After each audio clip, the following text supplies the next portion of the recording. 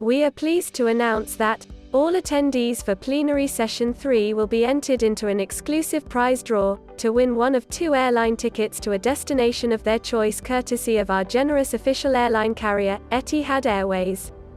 The winners will be announced on screen at the end of this session.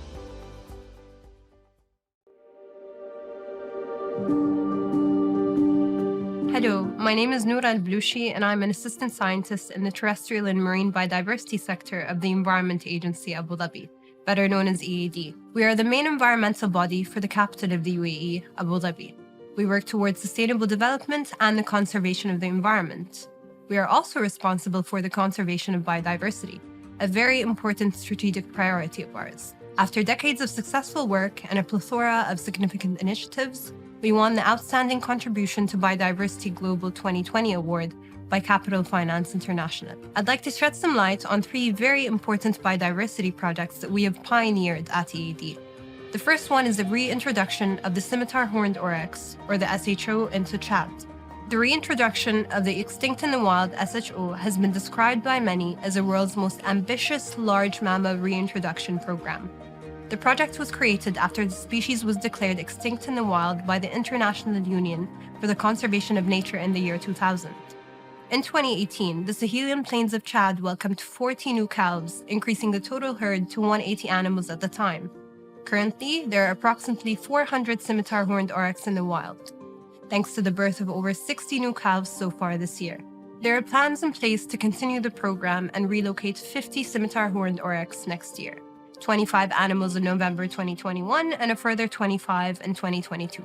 Another region-first project launched this year is our Coral Reef Rehabilitation Project, the largest initiative of its kind in the GCC. Through a dedicated restoration program in Abu Dhabi, we'll grow approximately 100 million pieces of coral reef, with the aim of restoring and increasing total coral reef area. The program will focus on the reefs that are most adaptive and can live and withstand higher temperatures and salinity.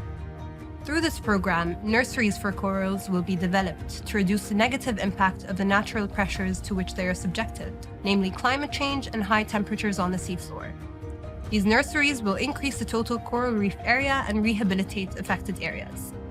We will harvest small fragments of the various coral species in the Emirates waters, relocate them to the nursery and nurture their growth until they can be retransferred back to the damaged reefs for establishment. The final project I'd like to highlight is one scheduled to launch next year, the Abu Dhabi Plant Genetic Resources Center, also known as the Gene Bank. This project aims to ensure the long-term conservation and sustainable use of UAE plant biodiversity for current and future uses, as well as research to contribute to preservation.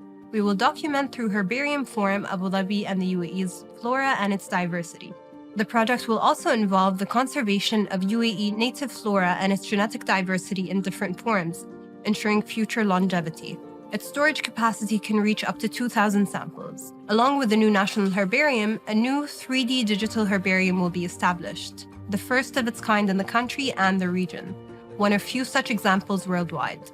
All these projects are examples of the work we do at EAD, and I invite you all to come to Abu Dhabi and experience our biodiversity and nature. One of our main focuses at EAD is research. We recognize the need for interdisciplinary research for addressing the environmental issues facing the Emirate of Abu Dhabi.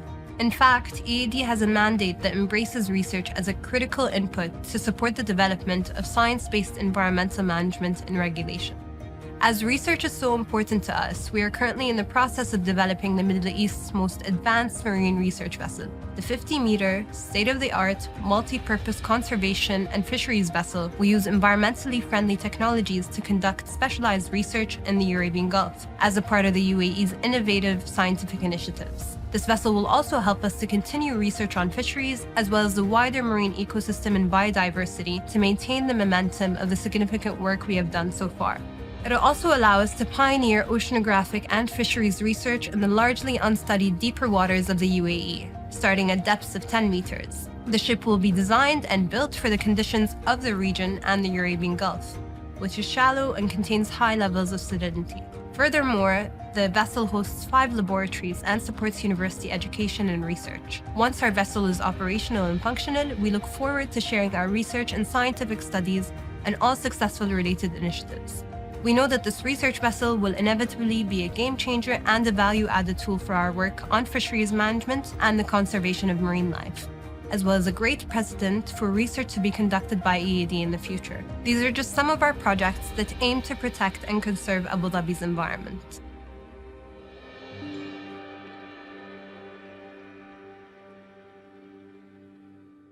We are pleased to announce that all attendees for Plenary Session 3 will be entered into an exclusive prize draw to win one of 2 airline tickets to a destination of their choice courtesy of our generous official airline carrier, Etihad Airways. The winners will be announced on screen at the end of this session.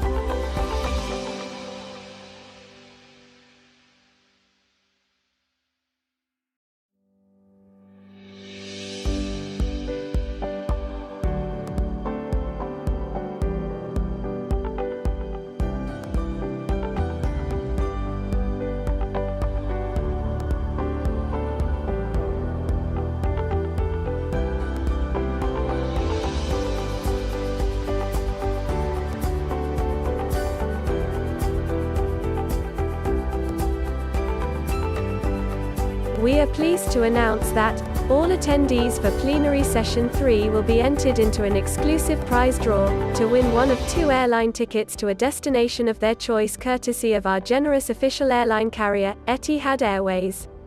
The winners will be announced on screen at the end of this session.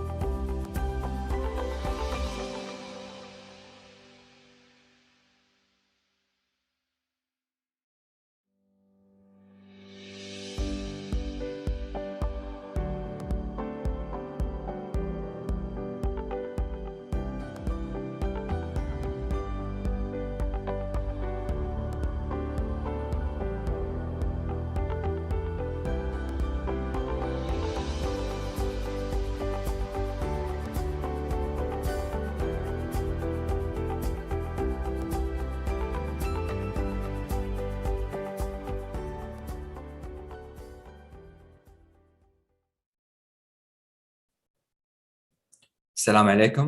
Hello, everyone, and welcome to today's sessions. ESG Explored. What does this really mean? My name is Mohammed Al-Dhari. I am the Training and Capacity Building Manager at Abu Dhabi Sustainability Group.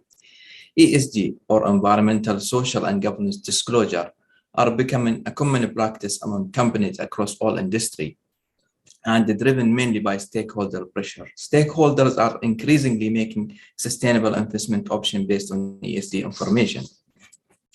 Today, our esteemed panelists will be sharing their experience and knowledge related to ESG disclosures. We will discuss why ESG is a mindset and not a simple exercise. Change at all levels is necessary but does not happen overnight.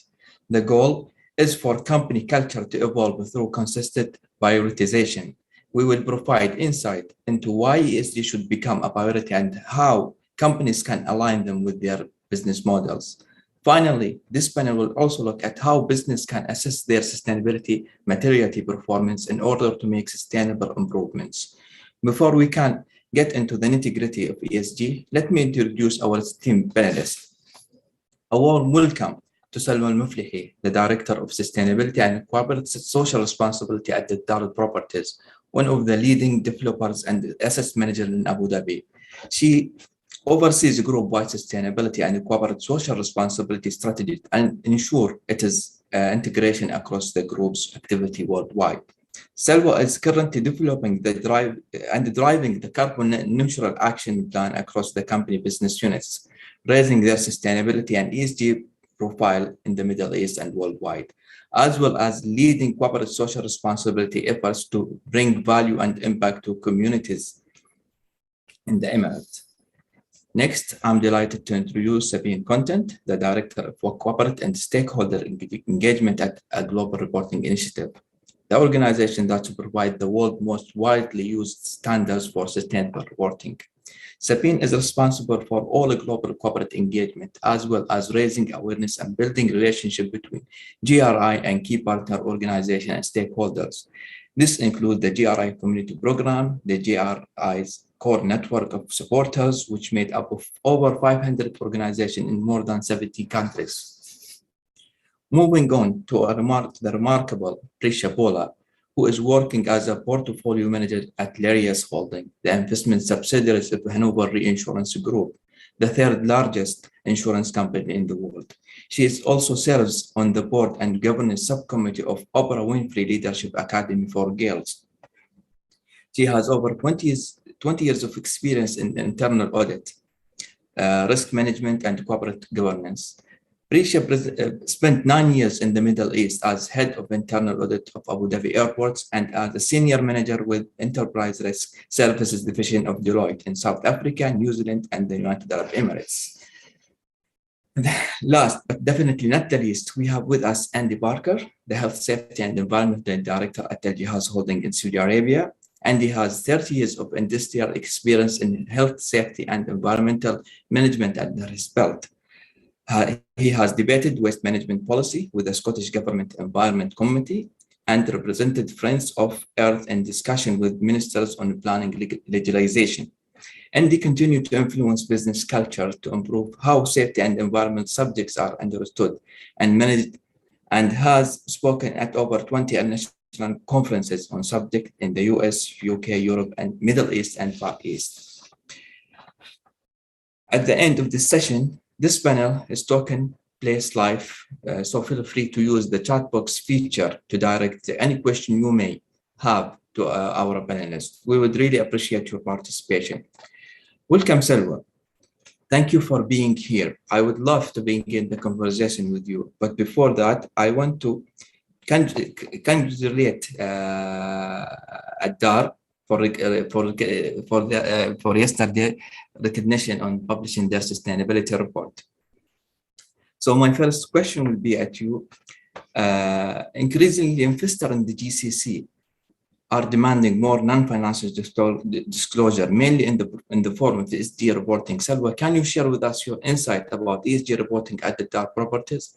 How did ESG journey at the Dar start? Sure. Thank you, Mohammed, and thank you for inviting us to this platform. If I may start by saying, at Al Dar, we're driven by the purpose of shaping a better future. We're committed to pursuing responsible and sustainable growth, developing and thriving inclusive communities, and investing in our people and protecting the environment. As a leading developer, owner, and asset manager, we're very aware of our responsibility to the environment and to our people. We're at the very early stages of our sustainability journey in Eldar, but we really believe we can pioneer an approach that will deliver benefits now and for the generations to come. And we're already making steady progress across our four sustainability pillars: economy, community, people, and environment. We obviously aim to encourage responsible business practice, increase positive impact in our communities, and drive change across our value chain, wider society, and the economy. And as a leader in our sector, and we really want to be seen as a leader and thrive for better implementation of initiatives across our business at all stages of the real estate life cycle. And as such, going back to your reporting question, Mohammed, we have increased our transparency and disclosure to investors through benchmarks and indices, including the Global Reporting Initiative, GRI, Dow Jones Sustainability Index, Sustainalytics, and MSCI, and others as well. And we're confident that our value-driven approach from climate change to diversity and inclusion and health and safety is not only the right thing to do, but will really deliver sustainable growth for our investors and all of our shareholders. I think this approach helped Eldar to make steady progress in its ESG scoring as well. So over the past short 3 years of our early journey in sustainability, I'm glad to share with you today that our 2021, for example, Dow Jones Sustainability Index score improved significantly by 31 points. And this puts us at the top quartile. And on Sustainalytics, as another example, Sustainalytics risk rating of Eldar also improved from medium risk to low risk. And Eldar actually ranks 9 out of 107 in the sub-industry globally, and the 5th in Africa and Middle East real estate segment. And this, I think, is a clear case that companies can definitely achieve quick wins in their first years of embedding sustainability in the business with leadership, commitment to sustainability, a clear strategy, and transparent communication about what progress is being made.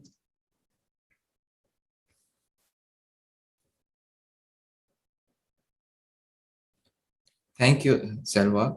To know that increasing disclosures benefits Eldar from reaching to different stakeholders. My second question to you is, what is Eldar plans regarding climate change and net zero? Sure. Mohammed, I think climate change is one of the defining challenges of our time. We all agree on that. The risks posed by climate change and the responsibility of business to act has never been more eminent. The UAE has now joined the 130 plus countries committed to net zero, and Eldar is well positioned to align to such commitment and contribute to it. And we hope to work with our key stakeholders towards this national target. If I can share some initiatives that Eldar is working on that tackles climate change.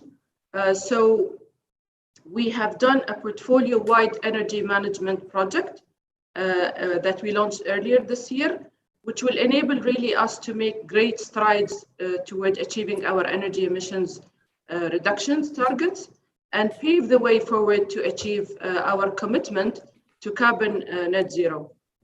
We did conduct an early energy audit of 80 of our assets that varies from hotels, school, commercial and retail assets, as well as residential buildings. And we expect to reduce our energy emissions by 20% with expected emission reductions of 80,000 tons per year, an annual savings of 35 million on our energy bills. So that's one of the really big energy projects that we're doing now. And another example I would like to share is, which is really a flagship sustainability program to us in Eldar, is our Net Zero Action Plan, which is being developed currently, and we expect to announce in Q1 2022 this plan. And this plan will really be developed in discussion with our key stakeholders, including our supply chain, and we will be aligned obviously to the UAE commitment to net zero. And finally, I would like to give an example on climate-related risks. So we have taken steps to comprehensively review and address Eldar's climate-related risks, including business-level risk assessment, which has given us a better understanding of the impacts of climate-related risks and opportunities. It really helped us to enhance our risk management and governance procedure and integrate climate risks into our decision-making. And our support of the TCFD recommendations sets the foundation to us of how we will address these through our corporate and sustainability strategies. And final thing, actually, I want to mention as well, is that I want to emphasize that all these initiatives should be supported by a reliable and accurate ESG data. And our sustainability data management system that we're launching now will help us deploy, that we will actually deploy across the group. It will help us to really embed our initiatives to support the net zero plan of Eldar. Thank you, Salwa. My last question to you, okay, can you share with us investor needs on ASG in Abu Dhabi and GCC? Sure. I think the increasing focus of investors, them placing sustainability as a key topic on the discussions with the potential businesses has really accelerated in recent years. The climate crisis coupled with the disruption caused by COVID-19 has promoted investors to identify resilient business to reduce investment risk and boost long-term growth. The level of change is gaining pace across our region, and Eldar is uniquely placed to benefit from the transformation. I think especially as we manage and improve our ESG score to attract responsible investors while directly contributing to the UAE sustainability ambition to net zero. And one thing to note is in acknowledgement of the positive impact of companies' adherence to ESG criteria on the economy and society, the United Arab Emirates Security and Commodity Authority, ESCA, now requires public joint stock companies listed in UAE to adhere to specific ESG disclosure requirements. So that also, supports the fact that it's an increasing demand for investors locally and internationally. Thank you, Salwa, for opening this discussion. Sabine, thank you so much for joining us. We are really looking to learn from you, from GRI perspective, Salwa just talked about their ESG journey. Sabine, can you tell us how reporting can help stakeholders to inform on ESG matters? Yes, sure. Thanks, Mohammed, and thank you for inviting me to share some insights from JIRA. And I think what someone mentioned already covers a lot, which I would like to tell you. If you ask how ESG can help, I really think it is about helping a company to understand the impact they have on the economy, society, and environment. So it helps them to understand, and it helps them to communicate about their impact to all their stakeholders. So it's providing transparency. It also helps to set targets and to track progress against those targets and to adjust the strategy if you see that you're not achieving the target at the right moment.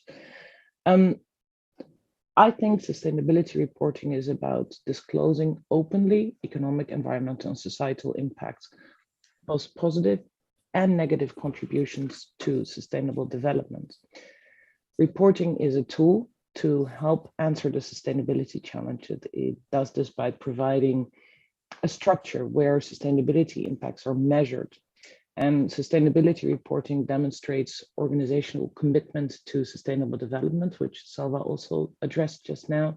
And it also enables a comparison of organizational performance over time. If you make a report year after year, like Salva also mentioned, that the improvement of the DJSI rating, that is, you can track your progress over time.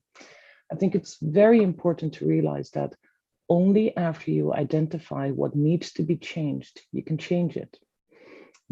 By identifying, measuring, and reporting material topics, companies can better manage these issues, leading to improved performance and helping organizations to develop new sustainability strategies and activities. I think transparency through reporting on these factors can drive the sustainability of an individual organization and ultimately the global economy. If we look at the 2020 KPMG survey on sustainability reporting, it shows that GRI provides the world's most widely used sustainability reporting standards with an adoption that spans over every region and sector around the globe. Over 3/4 of the largest organizations in the world use the GRI standards. And I also think that relates back to what Salva was saying, that the UAE Stock Exchange is now demanding certain ESG disclosures. GRI is mentioned in 160 policies over in 60 countries and regions, and more stock exchanges are demanding GRI explicitly. For example, the Spanish stock exchange, the IBEX 30, there is 100% coverage of GRI reporters. If you look at the Dow Jones 30, there is over 78% that use the GRI standards. It also allows comparability amongst reporters. If you look at alignments, I think Salva mentioned TCFD. One of the good things about the GRI standards is that we hear from many experienced reporters that they use GRI as their reporting backbone and starting point to inform the broad stakeholder base. So investors, but also other stakeholders like your suppliers, your employees, the society around you. And by using GRI as their reporting backbone, they're able to add other additional frameworks to address a specific topic or a specific stakeholder group. So there is an alignment with TCFD, with SASB, with CDP, with BEAD-Lab, and of course with the SDGs. You can go to our website to find these. So how I think ESG will help investors, I really think it's about transparency and showing where you are having an impact and what you're doing about it. Thank you, Sabine. It's clear that even in ADSG, actually, we are, since it's established in 2008, okay, we make the GRI that was not a GRI standard, so it's evolved through the years. Okay, until today, it's called the GRI standards. We were making the reporting guidelines, GRI reporting guidelines as a backbone for our members' reports. So we will delivering training at that stage. So it was not certified, but later on, when GRI launched the certified training, we actually applied this to our members. Now, I have another question for you. Could you tell us the latest update from GRI with regards to materiality, transparency, and non-financial disclosures? Oh, yes, that's a really big question, Mohammed. So much has happened in the last year. It is incredible to see the uptake of the interest in sustainability reporting at large. Huge movements. Let me start by an update from GRI. In October, GRI has launched the updated universal standard and launched the first sector standard. With the new universal standard, we wanted to make sure that there is clearer guidance on human rights, on due diligence. The GRI standards remain a modular system of interconnected standards, and they allow organizations to publicly report their impacts in a transparent and structured way. So we now have still 3 series of standards: the universal standards applicable to all organizations, the sector standards, and the 31 topic standards, where an organization only uses a topic standard related to their material topics. The universal standards reflect expectations for responsible business conduct in authoritative intergovernmental instruments such as the UN Guiding Principles for Business and Human Rights, apologies, the OECD guidelines for multinational enterprises, the OECD due diligence guidance for responsible business conduct, the international labor standards, and the IGCN global governance principles. The universal standards apply to all organizations and guide reporters on how to report with the standards, and they contain requirements and reporting principles that all organizations must comply with to be in accordance with the GRI standards. And one of the topics we have been asked a lot about was materiality, that people still had a lot of uncertainty on how to do their materiality assessment. So in the foundation of a sustainability reporting, it is really about an organization to identify and prioritize its impacts on the economy, environment, and people. So what we have done is in GRI 3, as part of the new GRI universal standards, we have provided a very clear step-to-step guidance for organizations on how to determine material topics. First, to understand the organization's context. Second, to identify actual and potential impacts. Thirdly, to assess significance of the impacts. And then fourthly, to prioritize the most significant impact for reporting. You can find this in GRI 3. If you go to the GRI website, you can download the standards for free. Next to the universal standard that we launched in October, the updated, we have launched our first sector standard, and it is GRI 11, oil and gas. And it is part of the set, and we really hope that the new sector standards will provide clarity on the sector's most significant impacts from a sustainable development perspective, that it will help to focus sustainability reporting on the issues that matter most, and it will enable consistent reporting on sector-specific impacts, which increases transparency and potential collective action. I just want to make it clear that using the sector standard is not a replacement of an organization's own materiality process, but it contributes to it. Not all the listed topics in a sector standard may be material for all organizations, and also additional topics that are not included in a sector standard may be material for an organization due to other factors such as geographic location of the activities. The next part of the light update you asked me to give is the global landscape in sustainability reporting. So much is happening, and we do see a clear trend towards mandated financial and sustainability reporting. Salwa has also mentioned this. The difference is that it's now been asked to be on equal footing. Companies need to consider materiality from 2 perspectives. On one hand, you have the economic, environmental, and social impact of the company's activities on all the stakeholders. And on the other side, you have the impact of sustainability issues on the value of the company. Each direction of the double materiality needs to be considered in its own right. It's not about the convergence of these two perspectives that renders an issue as material. We see in the EU that in 2014, the non-financial reporting directive was introduced. This will now be replaced by the directive on corporate sustainability reporting, the CSRD as we call it.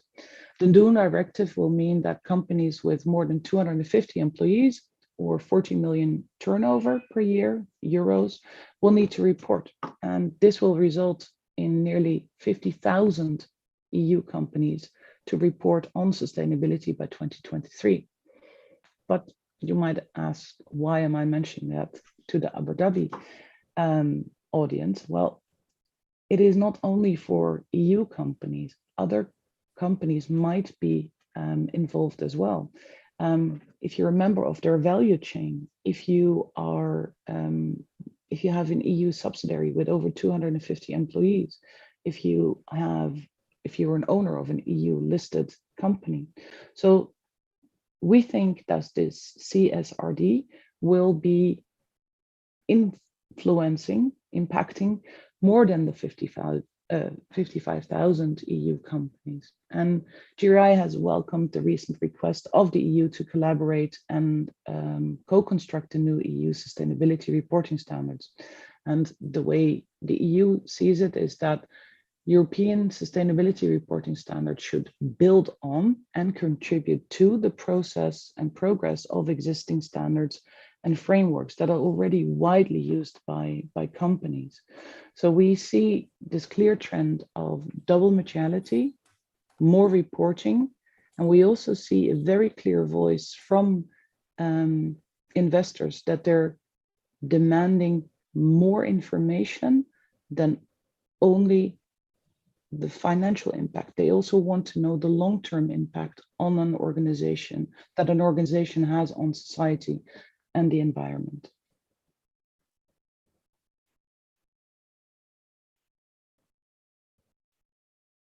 Thank you, Sabine. It's good to know that GRI has evolved more and make us interested to know what is next. And you also give incentivize our members actually to attend the next certified GRI training to know more about the GRI. Thank you very much.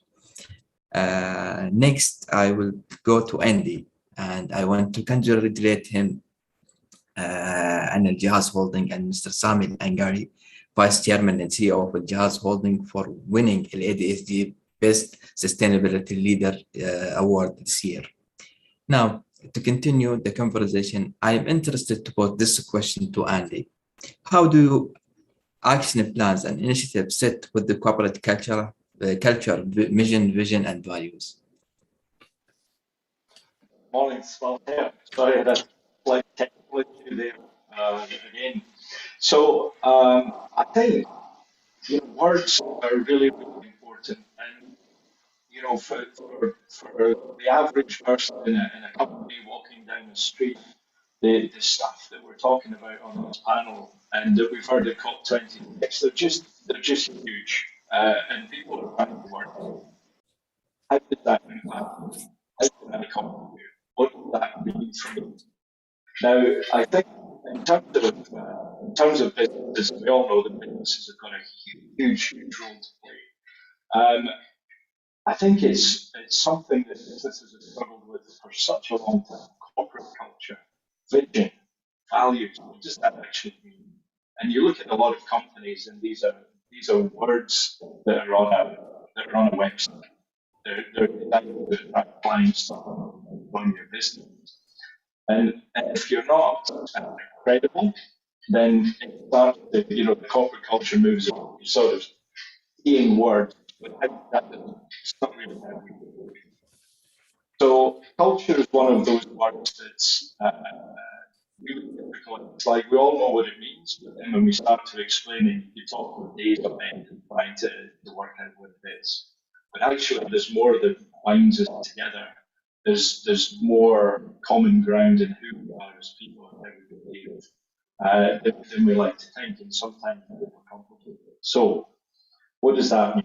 I think action plans, corporate culture, vision, and values. First, you need to understand who are you as a company. Now, Sabine talked about context earlier on. And to give you an everyday example, if you meet somebody and you ask them what they do for a living, back in the 70s, 80s, when I grew up, somebody said, I work in environment, you'd be like, how you contribute to social purpose. If you said, I'm a nurse or a doctor, you're like, oh, you've got a lot of respect for that individual because of the social purpose they have. Today, if somebody works in environment, you can see more clearly social purpose. So as we go forward, people are more and more interested in the social purpose and how I'm going to connect with them, whether you're an external stakeholder looking for an investment, or whether you're, somebody like a company like Algae has in here. We're building wind farms, we're in solar energy, we're drilling for water and things like that. I'm sorry, Andy. Actually, your voice is not clear. I don't know why. Maybe it's the technical issue. So we will look at how to fix it. In the meantime, I'll be moving to Prisha. Okay, and we will come back to you when you fix this problem. Okay, Prisha, thank you for being with us here today. Okay, I would like to ask you a question. Okay, about putting the social in ESG and delve into the broader global picture within the financial context from your experience and background. Can you tell us more? Thanks, Mohammed. Yes, putting the S in ESG, from a social perspective, I think more and more companies are asking about questions about what are the working conditions of employees, the company's impact on communities, things like animal welfare, human rights, hiring practices. They're all, being asked. In the sector I work in financial services and insurance, we asking questions about access and how do we get more people to access financial services and insurance services. I'll give you an example. When the California fires happened, people who had insurance had their claims paid out when their houses burnt down, and they were up and running. I mean, it was difficult, but they were up and running in a matter of a few months. People who didn't have access to financial services and didn't have insurance, for them, it was a matter of life and death. They literally lost everything and had to start all over again. In the continent where I live, in Africa, we are really starting to engage and broaden our efforts into getting more people into the banking sector as well. So that's really putting the S in ESG. We also are looking at new ways people can access insurance. For example, some people are not banked, but they would like insurance. So we developing new mechanisms for them to pay their premiums through platforms such as WhatsApps and, pay at grocery stores. We don't require premiums to be paid monthly or annually, but as and when. So the landscape of financial services is changing to get our companies to broaden their impact on our community as well. Thank you. Also, I would like to ask you to put actually the G. Okay, if you can tell us more about the G as well, since you started with the S. Okay. From a governance point of view, I can tell you what investors look at.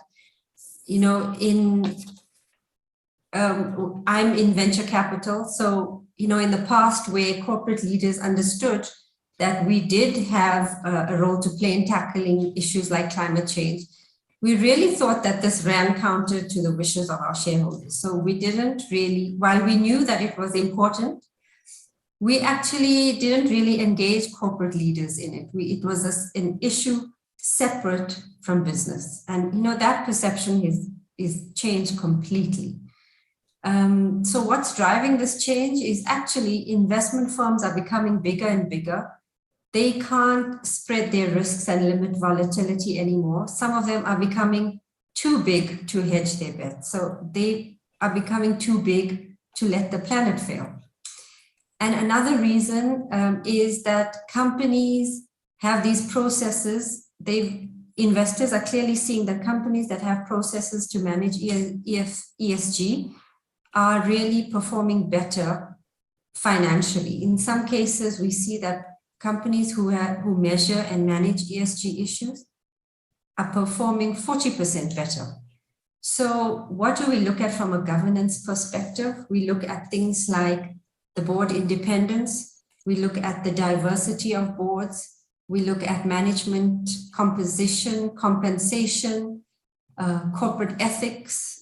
Do you have diversity in your workforce?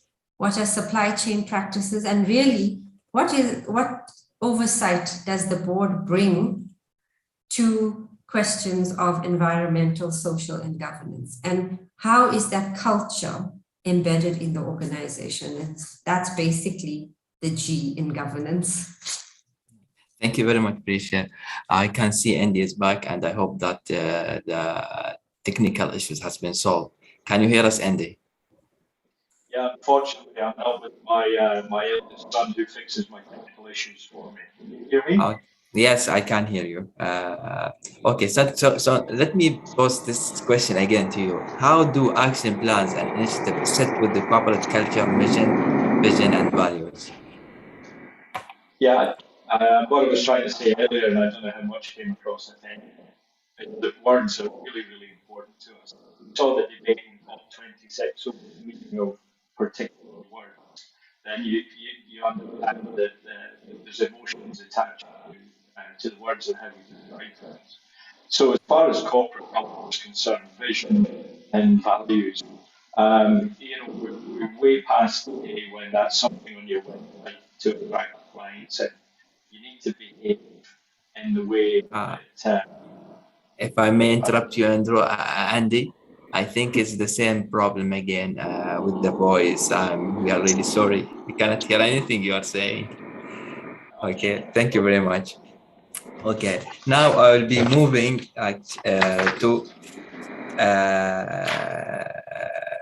one more question that I would like to pose to all of our panelists. What single action do you think will deliver the biggest progress in the Gulf region? Let's start with Selwa.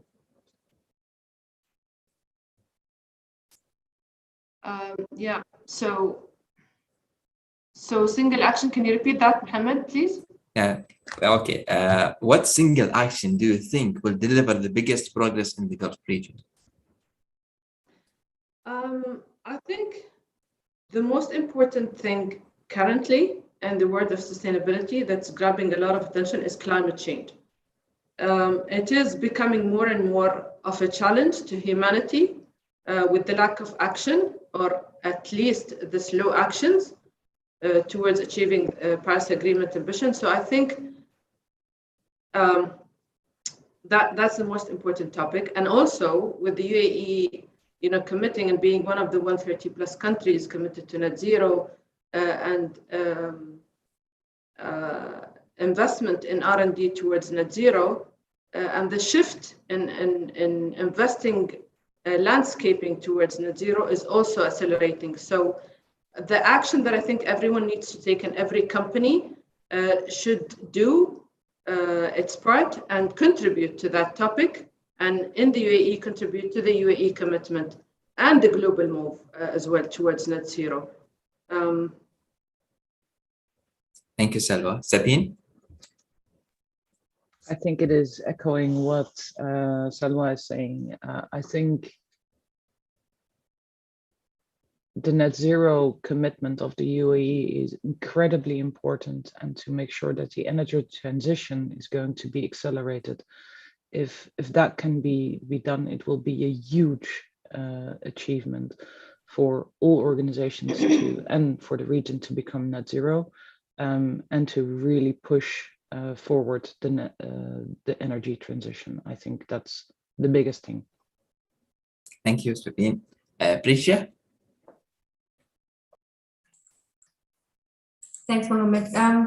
I agree with both of you, but given my background, I have to say, for me, the most important element is actually governance. I think the governance landscape in the MENA region has changed drastically in the last 10 years.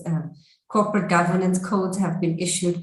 But, if you have good quality governance, I think that's the foundation of creating something, a culture of, truth and honesty about corporate actions. And if we can get that right, reporting becomes easier, and then meaningful actions also take place. So for me, governance. Okay, thank you, Prisha. Andy, let us hear from you and check if the voice are fixed or not yet. I have no idea what's going on. This is very unusual. Can you hear me okay? Now, yes, we can hear you. Sound is better now, Andy. Brilliant. No idea what I changed, but there we go. For me, it's got to be personal. In the Middle East, with a lot of private ownership of businesses, these come down to personal choices. So you see companies that invest in renewable energy. You see companies that invest in a more social agenda. And those are starting to create a more social movement of employees and so on and so forth.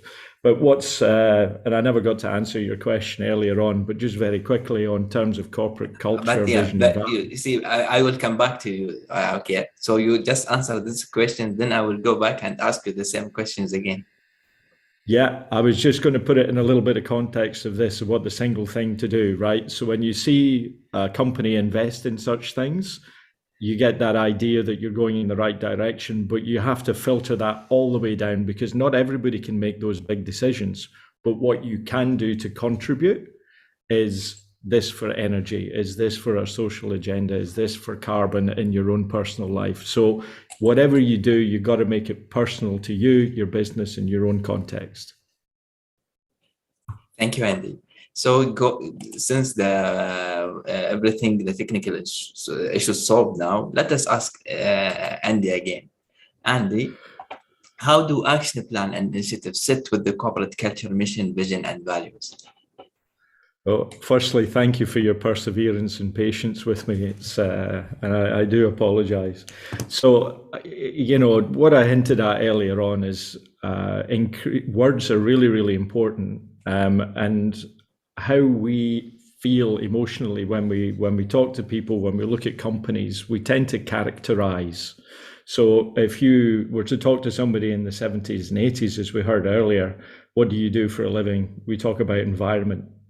People didn't understand how that contributed to social purpose or business. So it wasn't really a profession, and it was diehard people that had to, keep going in that arena to make it a business priority and get on the agenda. If you talk to somebody about being a nurse or a doctor, then automatically your feelings towards that purpose change, because you can see their social purpose and how they contribute. So we'd kind of do the same for companies. When you speak about a company, you kind of characterize how it is they behave. So instead of culture, think about personality and try and characterize behaviors in words that you can understand. And then you start seeing how and who it is that influences the behavior of the company. So once you understand your context and how you behave, and if I can, I'll just give you a very quick example of that. This was with a previous company. I sat with the board and asked them exactly that question. I'd encourage you to do the same. Write down one or two words that characterize the behavior of your company.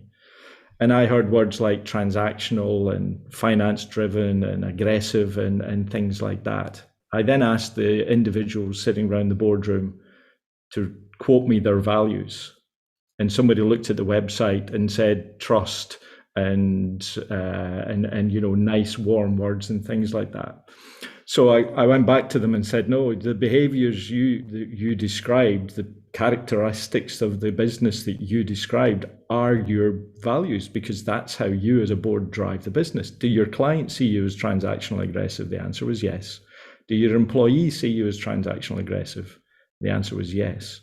So if you want to understand your context and what values actually mean and what vision actually means, you've got to work out your social purpose. You've got to work out how it is you behave. And then you've got to work out how to put those behaviors down in the organization, because that sense of belonging comes when people connect their purpose, that what gives them meaning, to what you're trying to achieve as a company. Anything else is slightly skewed. So if you want to talk about ESG, if you want to be a responsible contributor to, you know, reducing and heading towards net zero, you can't just say things on your website. You have to personalize those things. You have to make it part of your business agenda, and it needs to be visible. You then need to cascade it down through your organization so that every individual can see how they contribute to that overall purpose. Because otherwise your culture is something different from what you describe on your website. And that misalignment creates, what's the word? It creates conflict ultimately, because you know what you say and do are two different things. So your action plans need to get your context, and then you need to work out what your culture is and how you drive behavior credibly. And then from that, you can drive the initiatives and things like that you want people to engage with and make a difference to you. Hope that makes sense. Thank you, Andrew. Yeah. Thank you very much, Andrew. The last question for you: would you be able to provide us with some example from Al Jihaz that explore ESG and universal principle relating to culture, value, and purpose, or any organization else? Yeah, no, sure. I mean, I think Al Jihaz is a great example of, you know, diversification. It's a company of over 40 years that traditionally worked in a particular market sector in power distribution and so on. And the owner made a very conscious decision to diversify into alternative energy. So we're into wind power and solar power now.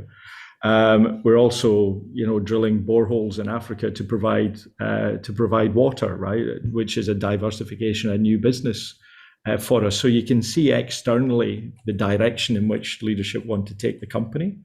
The owner of the company personally set up the ESG committee and brought, you know, diverse people with diverse backgrounds into that organization to say, you know, I've got this vision and I'm investing in companies and taking us somewhere, but how do we connect people with that? And by the way, like we heard earlier on, what's important to us? So, you know, things like nationalization, there's a huge push, as we know, in the region, to put, you know, Saudi nationals into business. And you could, you know, and some people see that as a threat, but we've got to pursue that as an opportunity, and we've got to put a personal face on it. So what we've done is send messages about the individuals that are joining the company.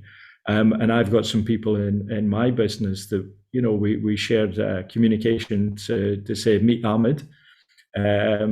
His father worked in safety and environment before him. He's very proud of what his dad achieved. He followed in his father's footsteps. He studied at school about that, and he's now joined a company where he believes that his hopes and dreams can be fulfilled in a fulfilling career.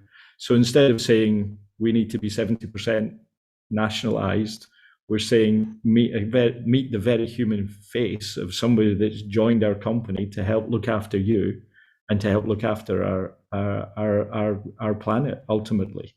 So I think it's very important, as I said earlier on, we've got to make these things personal. We've got to put a human face on it, and we've got to link the contributions to the wider plans, not only of government, but of the business as well. Thanks, Andy. Now I would like to specifically focus on learning from all our panelists on how to engage and incentivize stakeholders in ESG. Sabine, can you share with us how to engage and incentivize stakeholders in ESG, and how can you give us one example? Sure. I think if you use the GRI standards, you will be asked to reach out to your stakeholders to make your materiality assessment. What I think is very important when reaching out to your stakeholders is that you look at a diverse group of stakeholders, that you have a real conversation and ask them about their input on what they deem material, what they would like to see in the company, what questions they have. So I always think it's good to do a mix. So potentially you can do a survey, you can do an in-person and online session with various stakeholder groups in one virtual room together, where you ask them about what they think is important for the company. It is important to have a diverse stakeholder group informing you on your material topics. Investors, labor organizations, suppliers, customers, the community around you, any other organization that can help really define your materiality, but also any organization that you have an impact on as an organization should be part of your materiality assessment. Preferably, it should be done every year to reach out to your stakeholders. And I think you also need to think how you reach out to your stakeholders. If you reach out to a company, you use a different way of outreach than if you reach out to a consumer. And I know that one restaurant chain around the globe really does it in that format. They reach out by their sustainability report, of course, in the end, to all their stakeholders. And they have on the placemats in their restaurants, they have limited data, but still data about their sustainability impact in the restaurant. So also the consumers are there advised by it. Some airports have it as well, that you can really see at the airport how they try to improve sustainability. So my suggestion is look at the widest range of stakeholders and to make sure to adjust your communication to the stakeholder group when you talk to them. When you ask them information, I also think it's a great thing to get them together to have the discussion jointly. Thank you, Sabine. Prisha, can you share with us how? Yes, can you share with us how to engage and incentivize stakeholders on ESG, and can you give us an example? Yes, one of the things we do on a yearly basis is a stakeholder mapping exercise, where we map stakeholders, because new stakeholders can come and some can drop off. And we look at the ways in which we engage them, because different stakeholders require different level of communication. I agree with everything Sabine said. One of the biggest things I think is not only to engage stakeholders, but also to learn and listen to each stakeholder. Being in financial services, one of the biggest stakeholders we have is our regulators. And we see prudential authorities around the world have to really keep pace with what is happening in financial services and set their legislation accordingly. So we've taken it upon ourselves to be quite proactive in this exercise. As I said before, we allowing insurance companies to accept premium payments through channels like WhatsApp.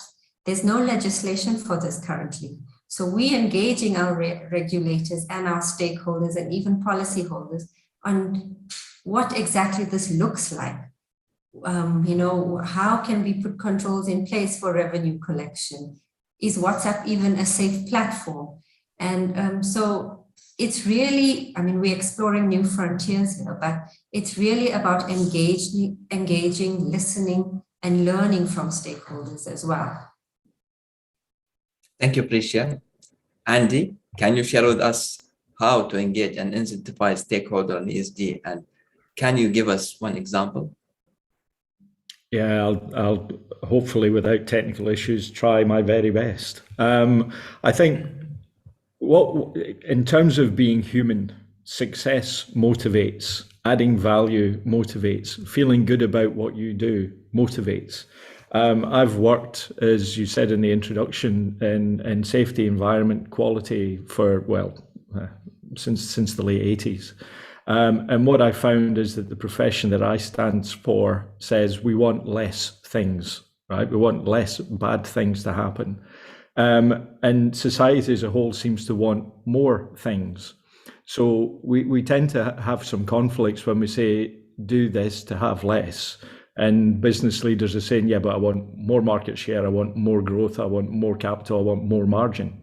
So what you need to do is try and understand how success motivates and how contribution motivates in recognizing those kind of behaviors. So we want more investment in sustainable energy. We want more investment from you to, drive less, buy in different products that are more conducive to what it is that we're trying to achieve as a company, and to try and focus on what we can do that's more, that contributes to reducing the negative things overall, but just to focus on those kind of things. So implicit in that is the kind of thing that we do. We do more communication about the social agenda. We do more people that have contributed success on an individual basis to the overall program of works, because we find, I can't remember where the quote comes from, but the large deeds of powerful people are one thing. But if every single individual in your organization or your country was to take one small step, it's those small deeds that will make a difference at the end of the day. So find out what you can do that's more, and say thank you for the contribution that people make, because it's those successes on an individual basis that help you understand, if I behave like this, I will have a better sense of belonging with my organization and its vision and its values ultimately towards ESG goals. Thank you, Andy. We lost your voice a little bit here, but thank you very much. Selwa, can you share with us how to engage and incentivize stakeholders on ESG, and can you give us one example? Sure. So I'll have to stress again on and give an example on our us to Eldar to achieve the transitioning to net zero. So we definitely can't do that alone. Stakeholder for us in this exercise is crucial, and it is not only about our employees, suppliers, the government, or the customer, but also involving the investors, technologies, and adjacent sectors in this field. And another example is waste management in Eldar case. So we need to engage with the right stakeholders on those projects. And in Eldar, we've done some engagements over the past few years, but I believe we are just picking up on these engagements to the level where they should be with the development of our net zero action plan. And also with the UAE commitment to net zero and the UAE hosting COP28, we are more engaged with the government as well. If I talk internally, we had to start at the beginning with organizing a sustainability training to all staff. And with the development of our sustainability strategy, we did cascade relevant KPIs to each department. We've introduced ESG criteria into our senior management scorecards. So sustainability is part of the performance management at Eldar, including the senior managers and directors. So, I mean, we recognize a regular constructive dialogue with our stakeholders will enable us to constantly improve our performance, but more importantly, find ways to scale up the sustainability solutions and make the business case clear and influence the wider society behavior, hopefully, towards sustainability. And I just want to thank, since I have the privilege to be the last to answer this question, thanking Abu Dhabi Sustainability Group, because such platforms really encourages the collaboration, knowledge sharing, and influence the industries and the influence that they can bring to move the needle as fast as needed in the sustainability field. Thank you, Salwa. From now, we'll be conducting a 20 minutes Q&A with the audience. Please use the chat box feature to direct any question you may have at our panelists. Please make sure to mention the panelist you wish to address directly by name. So we received already 4 questions, and we will see if we can receive more. So the first question is, how does ESG reporting and disclosure support the implementation of net zero action plans? I think this is for you, Salwa. I think the key thing here is that the reporting is really, in a dark case, is helping us to set the baseline. And that's the key thing for our carbon, for the net zero plan. And the reporting to us is also about monitoring progress of the performance of the organization. And we are really investing in securing accurate, reliable data, accurate baselines, and identifying opportunities that allows us to identify opportunities, or where are the gaps and where can we do better, and where do we have opportunities to take an advantage of the position of the company in the market, and really take a leading position in those topics.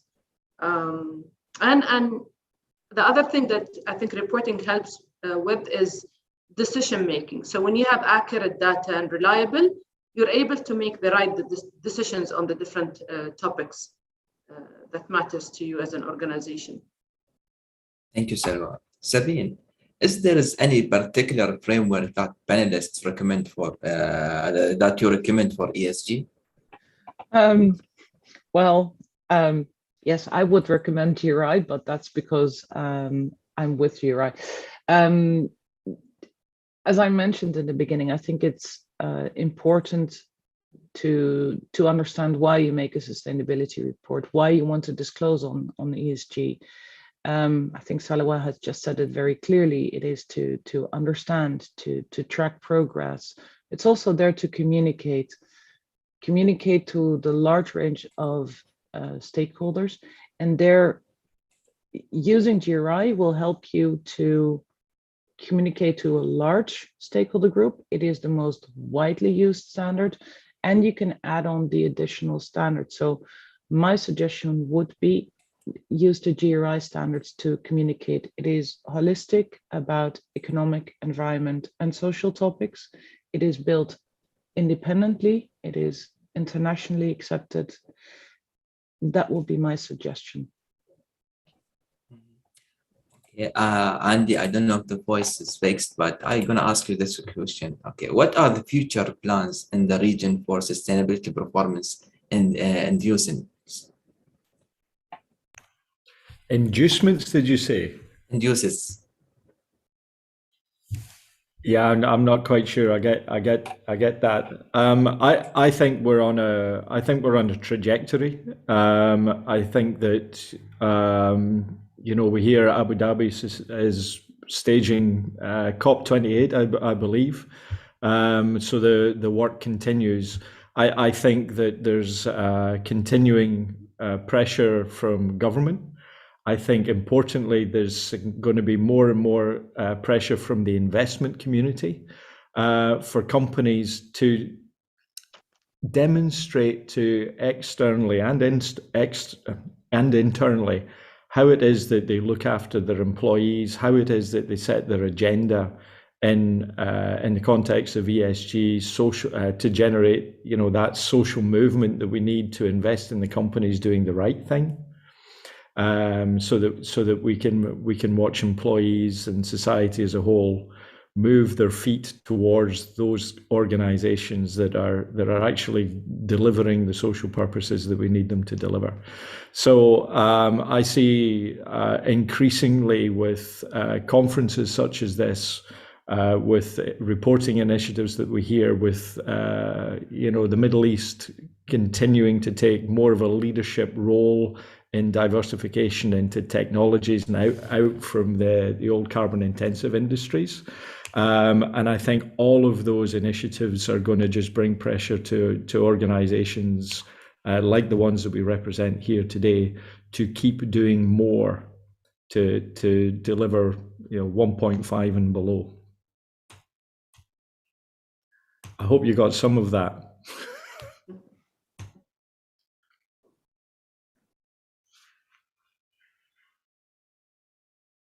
No, I've lost sound.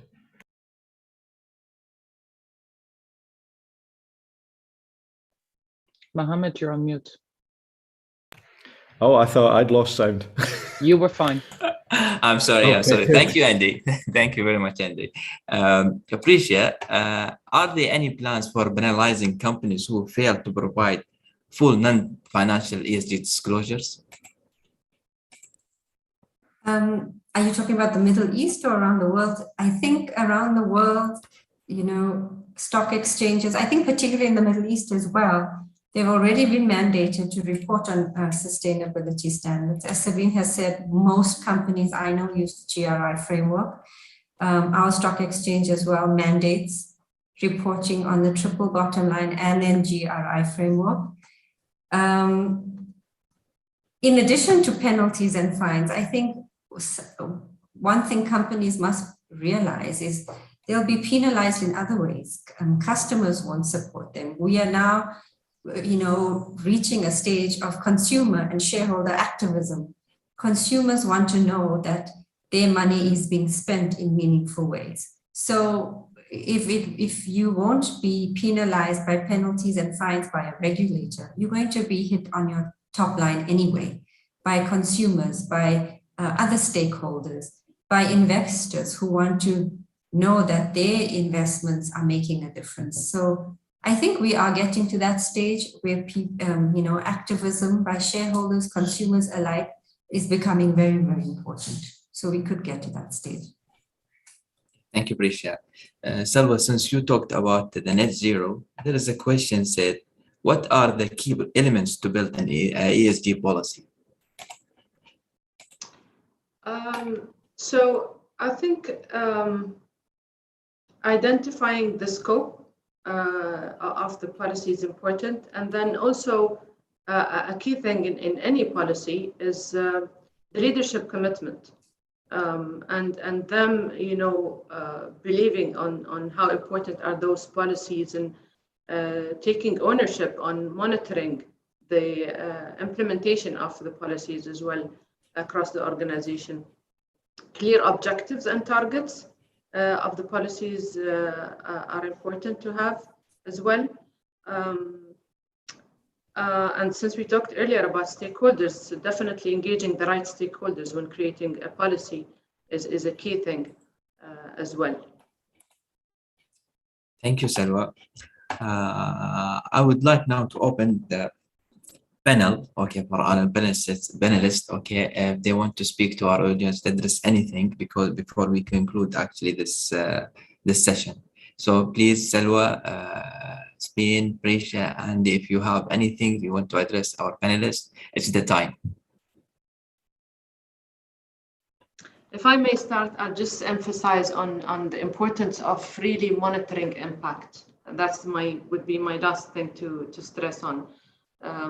We all, we're all doing great things as organizations, but to really demonstrate how good we're doing it, it's key, I think, to really talk and monitor and talk about the impact that each of the efforts we're collectively doing. How does it really translate into the impact into the society, to the people, and to the environment? Thank you, Salwa. Sabine, would you like to share with us something? No, I'm mute, sorry. I agree with what Salwa said. I think it's so important to track what you're doing, to better understand what you're doing. And going back to the penalization of ESG disclosure, not doing something, I think it's indeed about stakeholders are demanding it and a wide stakeholder group. But also, if you want to look at the success of your company, the future success of your company on the long term, you need the ESG data. You need to know the data because there are sustainability issues that are going to have an influence on your organization. If you are a producer of cotton t-shirts, for example, and if you see that the cotton in the region where you're buying it from is no longer available, that will have a financial impact on your organization. So environmental and social issues will in the end have a financial impact on your organization. So it's also due diligence for your organization to take care of it. I think it's also very important that we look to ESG at the highest level of a company, look at holistic risk management, to integrate ESG into the business, to communicate with all the stakeholders, and to have board supervision on the ESG topic. So those are my points that I would like to share with the audience. Thank you, Sabine. Prisha, would you like to share something?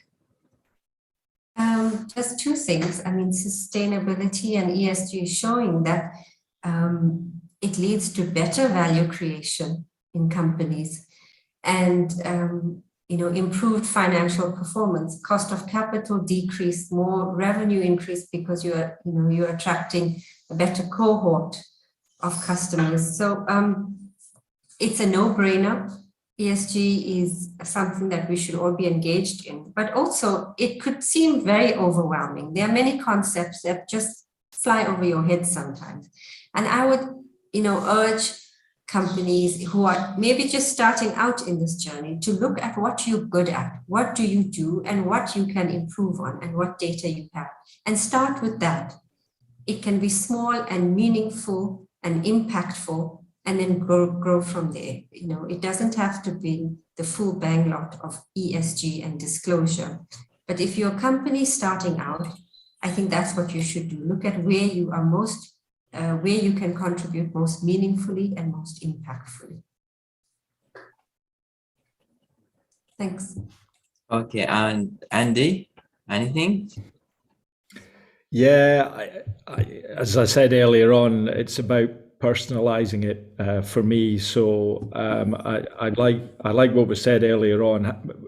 Integration of principles into what it is that you do every day isn't always obvious. But as David Attenborough said at the recent COP, we're the best problem solvers that exist on the planet. So if you make this a priority, you make it interesting, you start integrating it with what it is you do as a business, then you'll find that people are your solution. So somebody in procurement will decide that I think it's a good idea if we source locally rather than shipping this. And the planners will say, well, if we plan out further in advance, we'll reduce air freight.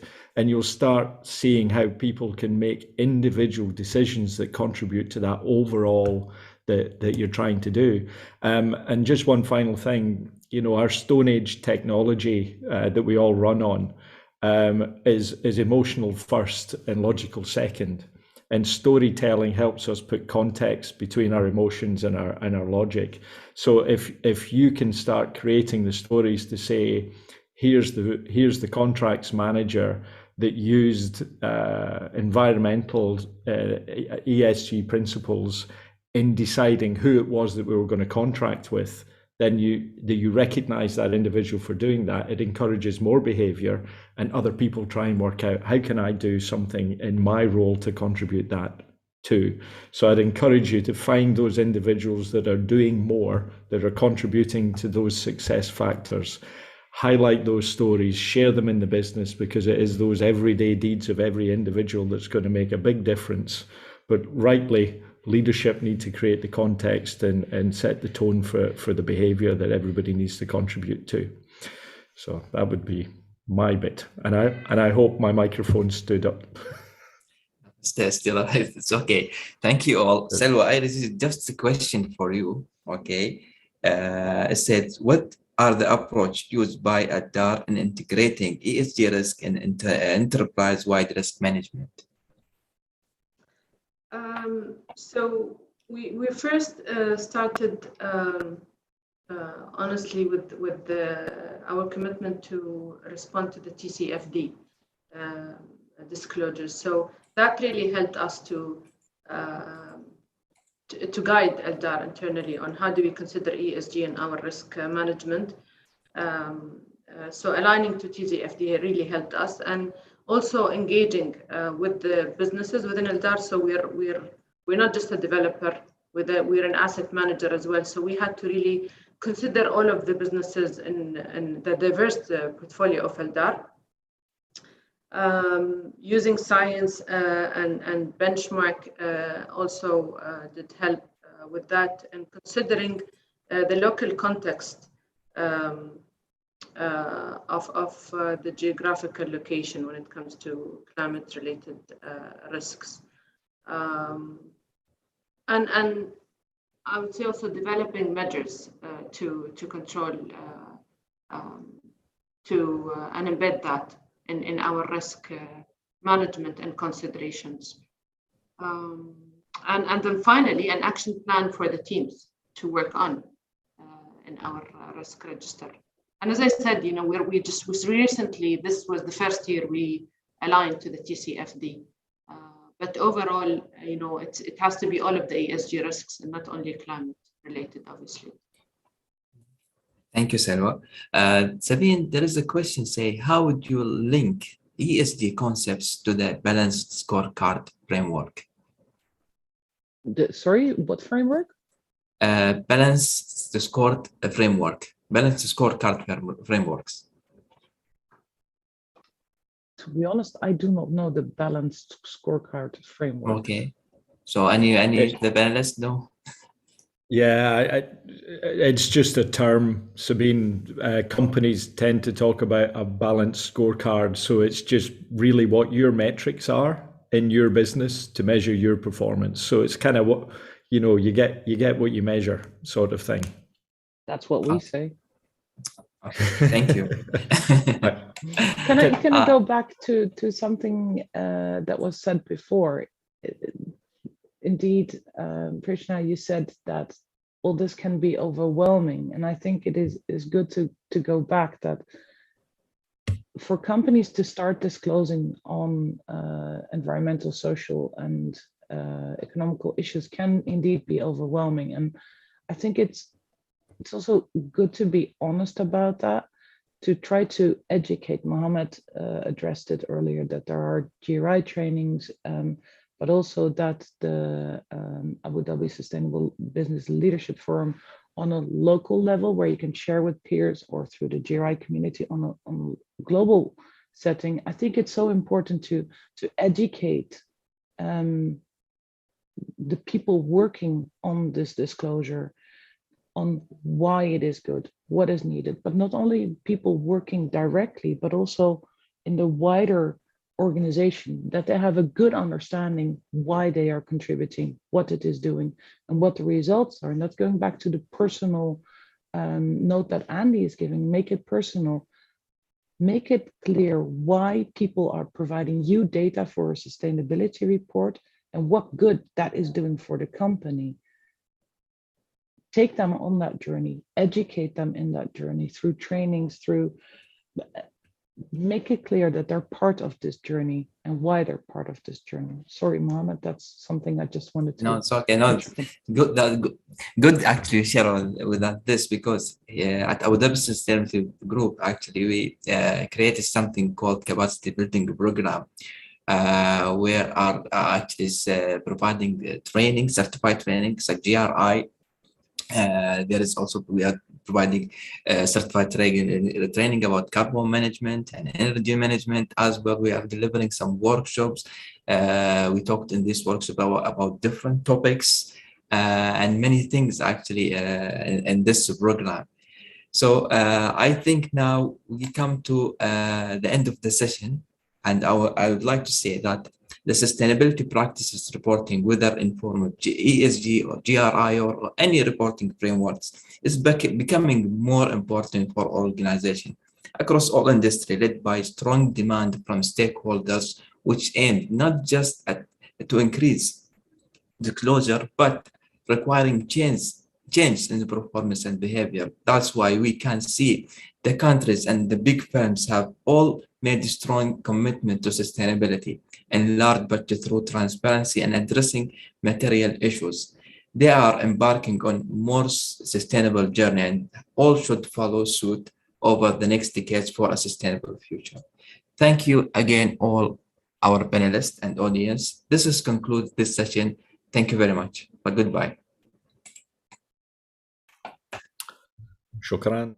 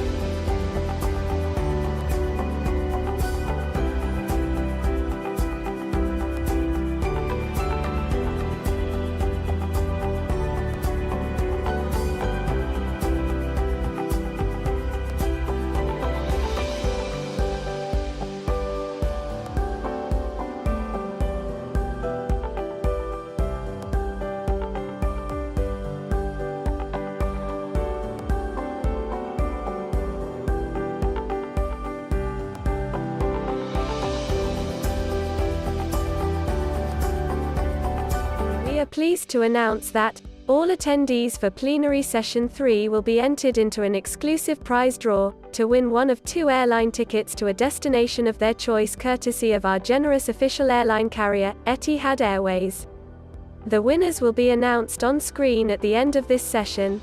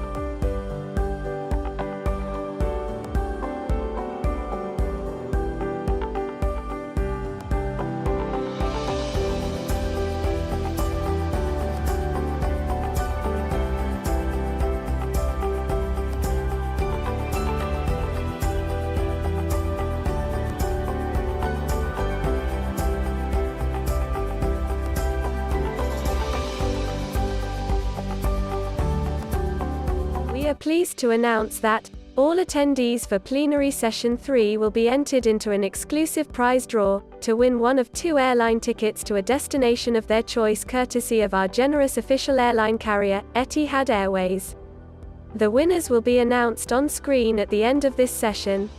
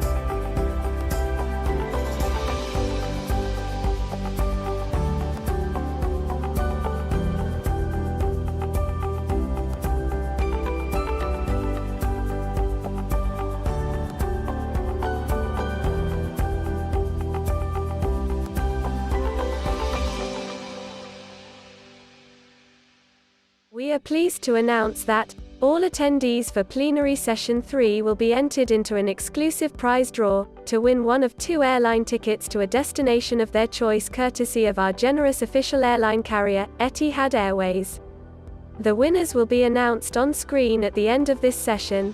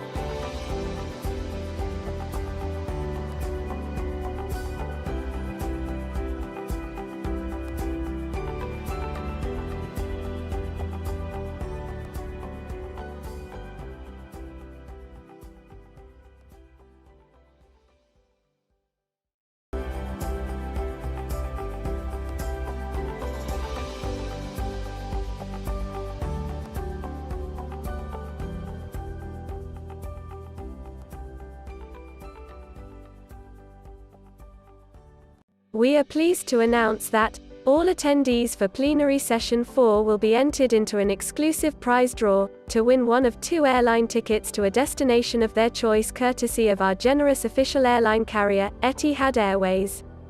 The winners will be announced on screen at the end of this session.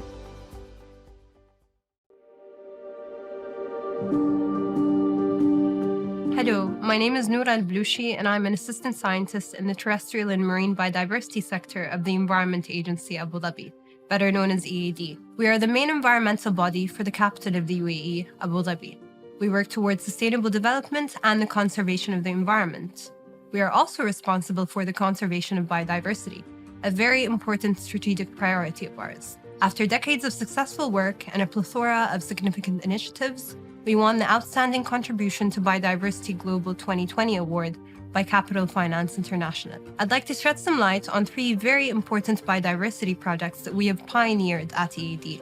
The first one is the reintroduction of the scimitar horned oryx, or the SHO, into Chad.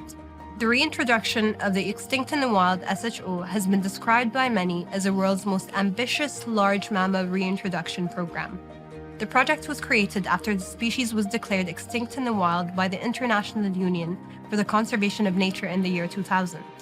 In 2018, the Sahelian plains of Chad welcomed 40 new calves, increasing the total herd to 180 animals at the time.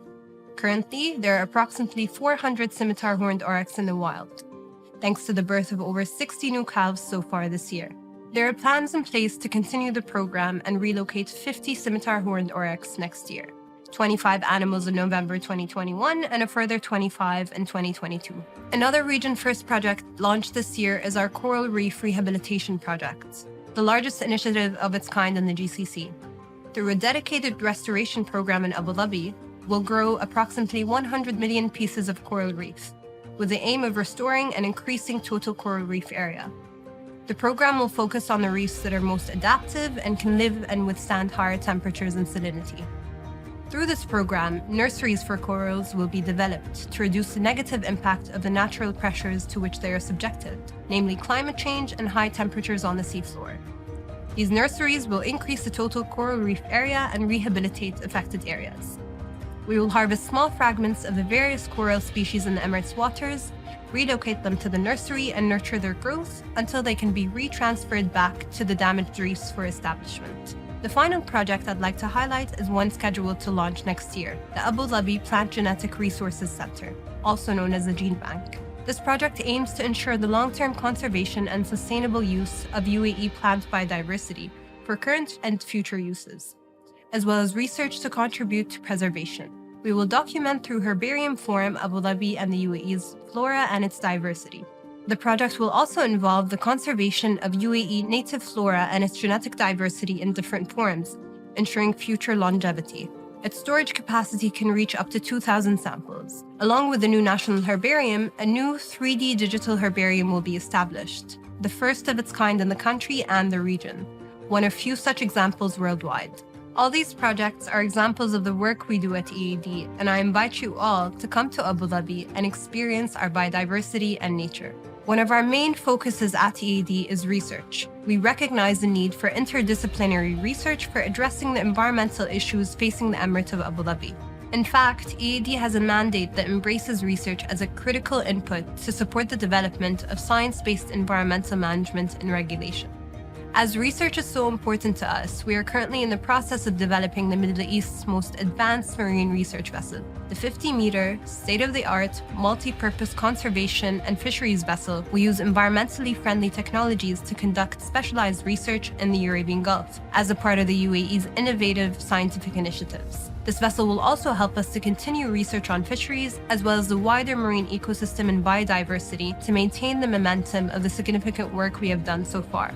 It'll also allow us to pioneer oceanographic and fisheries research in the largely unstudied deeper waters of the UAE, starting at depths of 10 meters. The ship will be designed and built for the conditions of the region and the Arabian Gulf, which is shallow and contains high levels of salinity.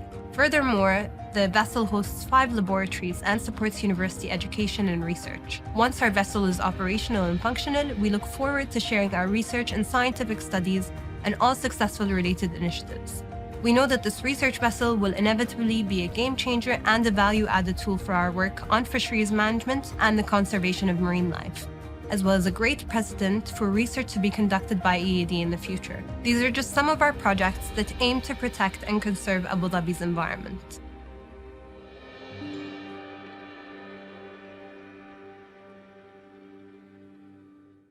We are pleased to announce that all attendees for Plenary Session 4 will be entered into an exclusive prize draw to win one of 2 airline tickets to a destination of their choice courtesy of our generous official airline carrier, Etihad Airways. The winners will be announced on screen at the end of this session.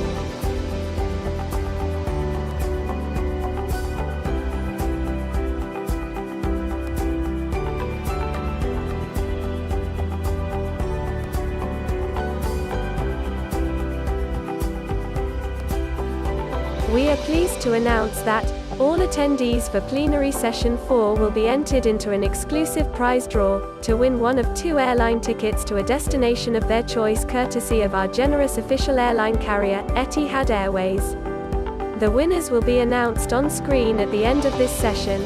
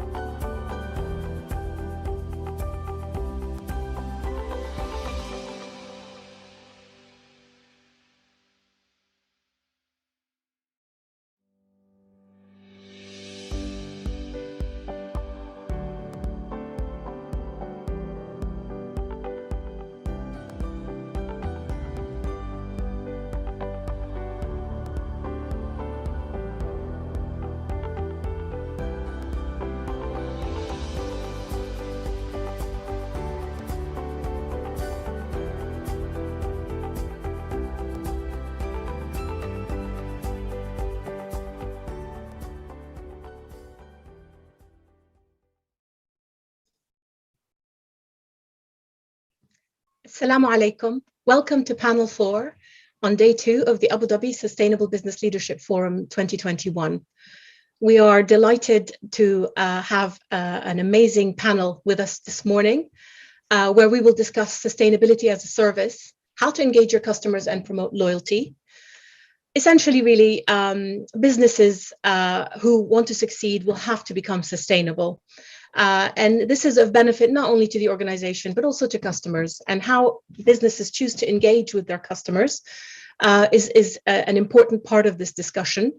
You know, the community needs to be involved for a company to share, for example, their environmental, social, governance, ESG performance.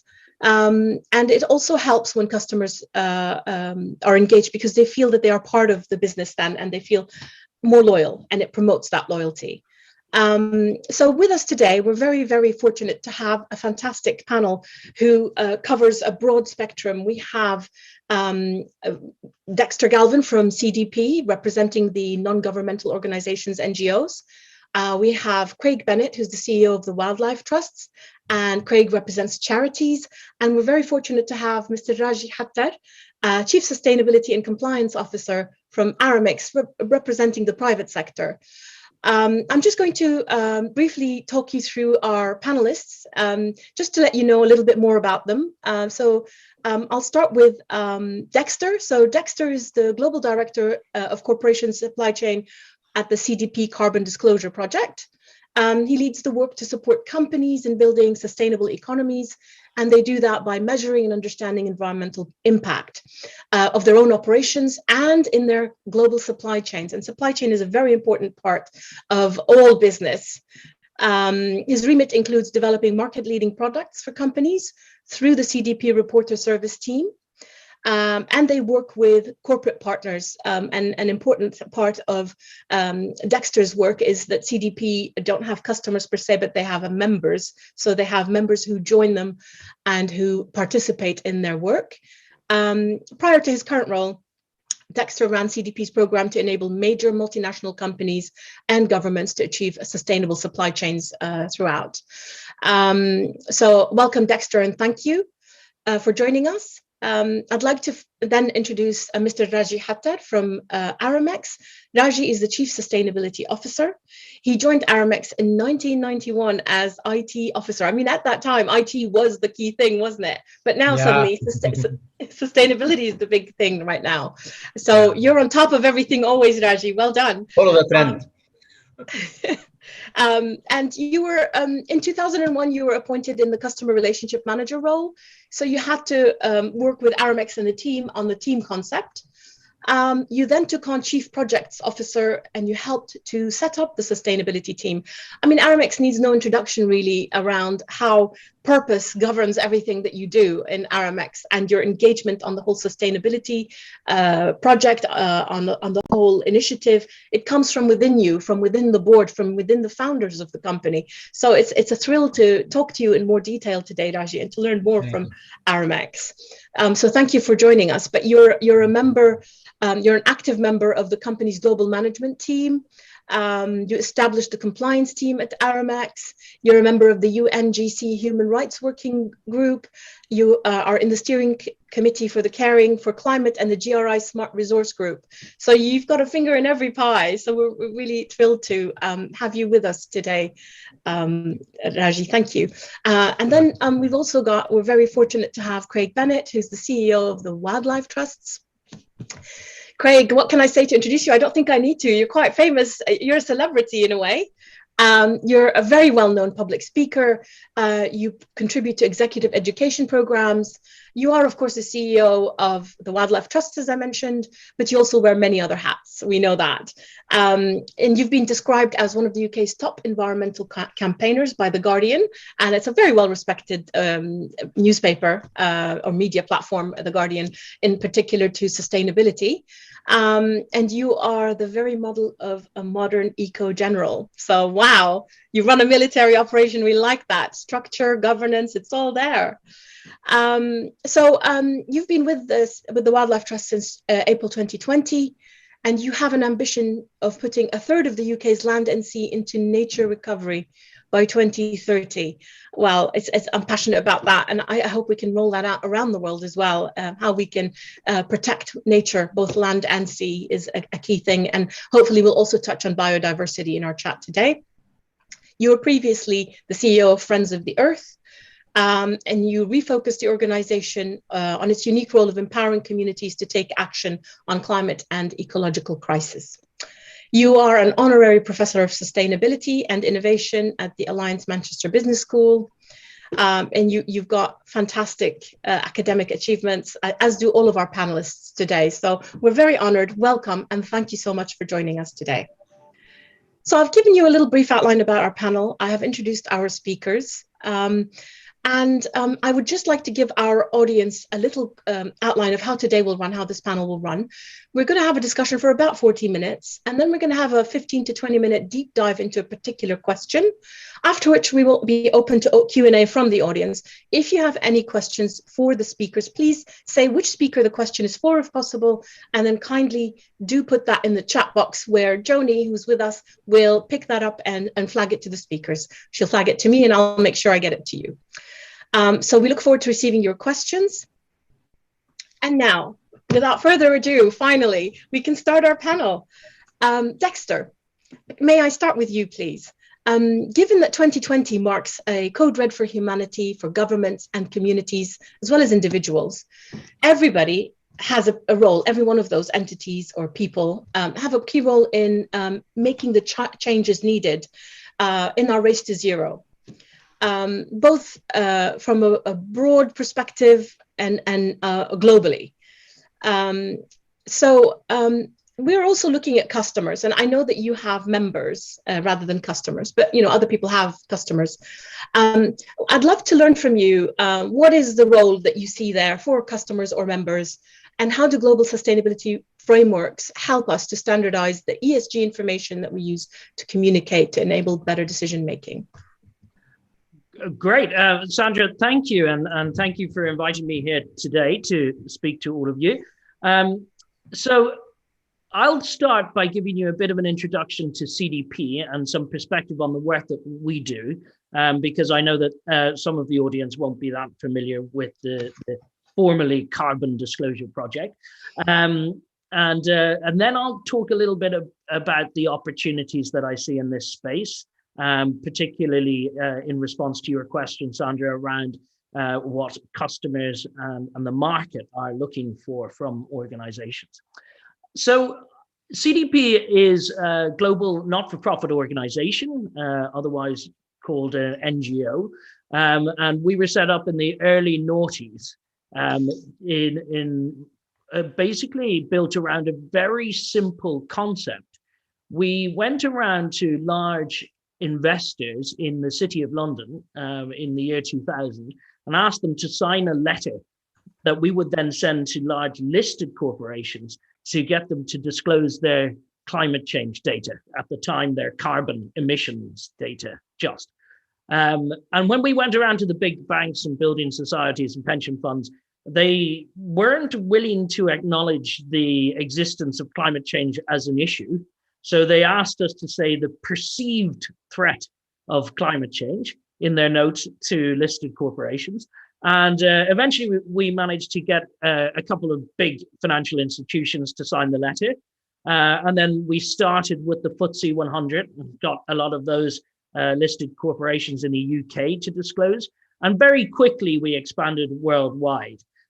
We now have entities all over the world. We have a major US charitable entity, a major continental European charitable entity, and offices in about 50 countries. So the CDP is growing quite considerably. Now we represent over $110 trillion of assets under management. That's from about 515 institutional signatory investors. So those are all the global organizations, all the big major banks, all the big major pension funds, all of the big major sovereign wealth funds are all signatories to the CDP request to get companies to disclose their emissions data, their GHG data.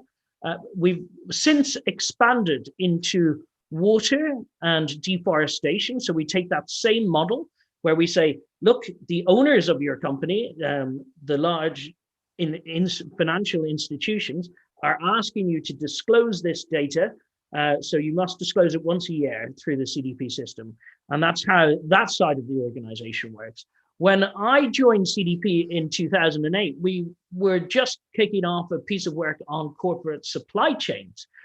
So where we had that traditional CDP model of getting large listed corporations to disclose their environmental impact, we then decided that there was an opportunity to get major corporate supply chains to really start taking this issue on board. So it actually came from a discussion with Walmart. They said, for years we'd been sending them the CDP request, and they had batted it off and said, no, we don't need to respond to that. That's not important. But eventually we put their largest investors at the top of the list and said, Walmart, your investors really want you to disclose. And they did. And they actually discovered a lot of really interesting things about their own operations when they submitted their first disclosure. So at that point, they had focused a lot of their effort on their logistics and transportation fleet, just trying to reduce the environmental impacts of that. But actually, they realized when they gathered all of their data together for their first public disclosure, that the main area of focus for them and the biggest area of win for them was in the refrigeration units around the world. So if you remember years ago, supermarkets used to have big open chest freezers, and Walmart, so there was huge amounts of energy consumption associated with that, and also leaking refrigerants, which were very intensive GHG gases. So what Walmart did was simply put doors on freezers, and then after that, the whole world started doing it. And they realized, okay, we've learned an amazing thing about our own operations, but all of our emissions, 95% of our emissions, are actually in our supply chain. So we need to get our suppliers on board with this. So they came back to CDP and said, look, that annoying questionnaire that you sent us on behalf of our investors, could we send it to our suppliers? And so we've taken that on board as our own innovation and built that out into a major program. We now have $4.5 trillion of annual procurement spend in our supply chain program, 205 major global organizations, no longer just corporations. So we have pretty much all the automotive manufacturers, most household names in the fast-moving consumer goods space, but also the federal government of the United States, which is obviously very exciting now because they're about to embark on a massive infrastructure spend. And the great thing is a lot of the recipients of that cash will have to disclose to CDP, which is very exciting. And we also work with the government of Japan as well. So in Abu Dhabi, obviously, there's an opportunity to engage public sector funds and get any public sector suppliers to disclose to CDP. Many of your large listed corporations are already disclosing. But I think the key thing here is this level of savings that you have a huge amount of invested capital demanding this right now. The ESG space is exploding. As I mentioned, there's $110 trillion of assets under management that we represent when we ask companies to disclose. But many, even as recently as 5 years ago, that was a fairly meaningless figure, if I'm perfectly honest. A lot of those investors weren't actually using the data. Now, all of the investors are using the data. It's really fascinating to see the extent to which the investor community is really trying to get a handle on this issue, really investing in these topics. Obviously, I mentioned the procurement side as well. So most big purchasers are driving this down into their supply chain. So if you want to do business with the big global procurement organizations, you've got to get a handle on these things. Obviously, I would suggest that a single standardized approach to disclosing this data is critical. Standardization and harmonization are absolutely vital if we're going to have comparable data, and also that we're going to reduce reporting for reporting's sake, because that's not particularly useful in this space. So we must make sure that organizations are keeping to global standards and reporting on those global standards. So broadly, that's the CDP perspective in this mix. I'm super excited to go into much more detail on all of those topics, Sandra. But I think the key message, if I look into our supply chain program, suppliers just last year reported $33 billion of savings from their emissions reductions activities last year. So I saw also 60% of the emissions reductions initiatives had a payback period of less than a year. Now that's unique to the supply chain program, because of course there's a lot of those quick win things like changing your light bulbs and that sort of thing that some of those organizations haven't done. Now that won't be applicable to a large listed company that's already done this sort of stuff. But there's huge opportunity out there for quick wins in the supply chain. And by God, do we need quick wins? Because we've got 8 years to solve this problem. Thank you, Dexter. Yeah, I mean, that was a wealth of information. The trillions, 110 trillions of dollars available, particularly for ESG investors who are quite keen. And as you say, the need for transparency is only increasing, and it will only increase. But like you rightly said, it is also about the quality of the information. It's not just reporting for reporting's sake.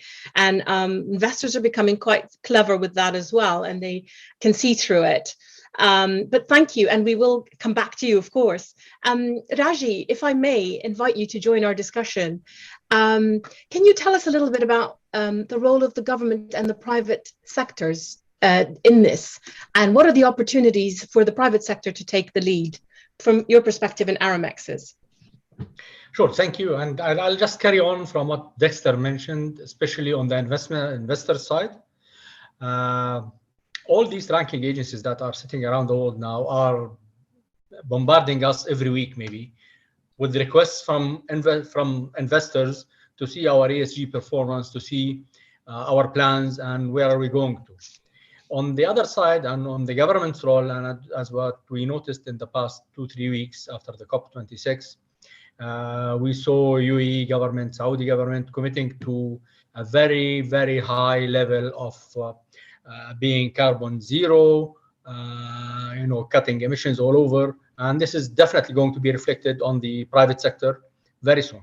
Now, what I see the role of, the partnership between private and public sector, it's extremely important. Public sector cannot achieve anything without the private sector.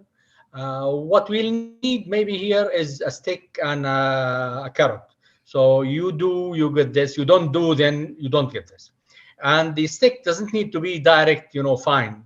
The stick can be putting carbon tax on the fuel, fuel prices. So I go and fill my vehicle with 50 liters. I'll get maybe $10 of carbon tax. Then I'll go and buy a hybrid or an electric vehicle and start, reducing my consumption.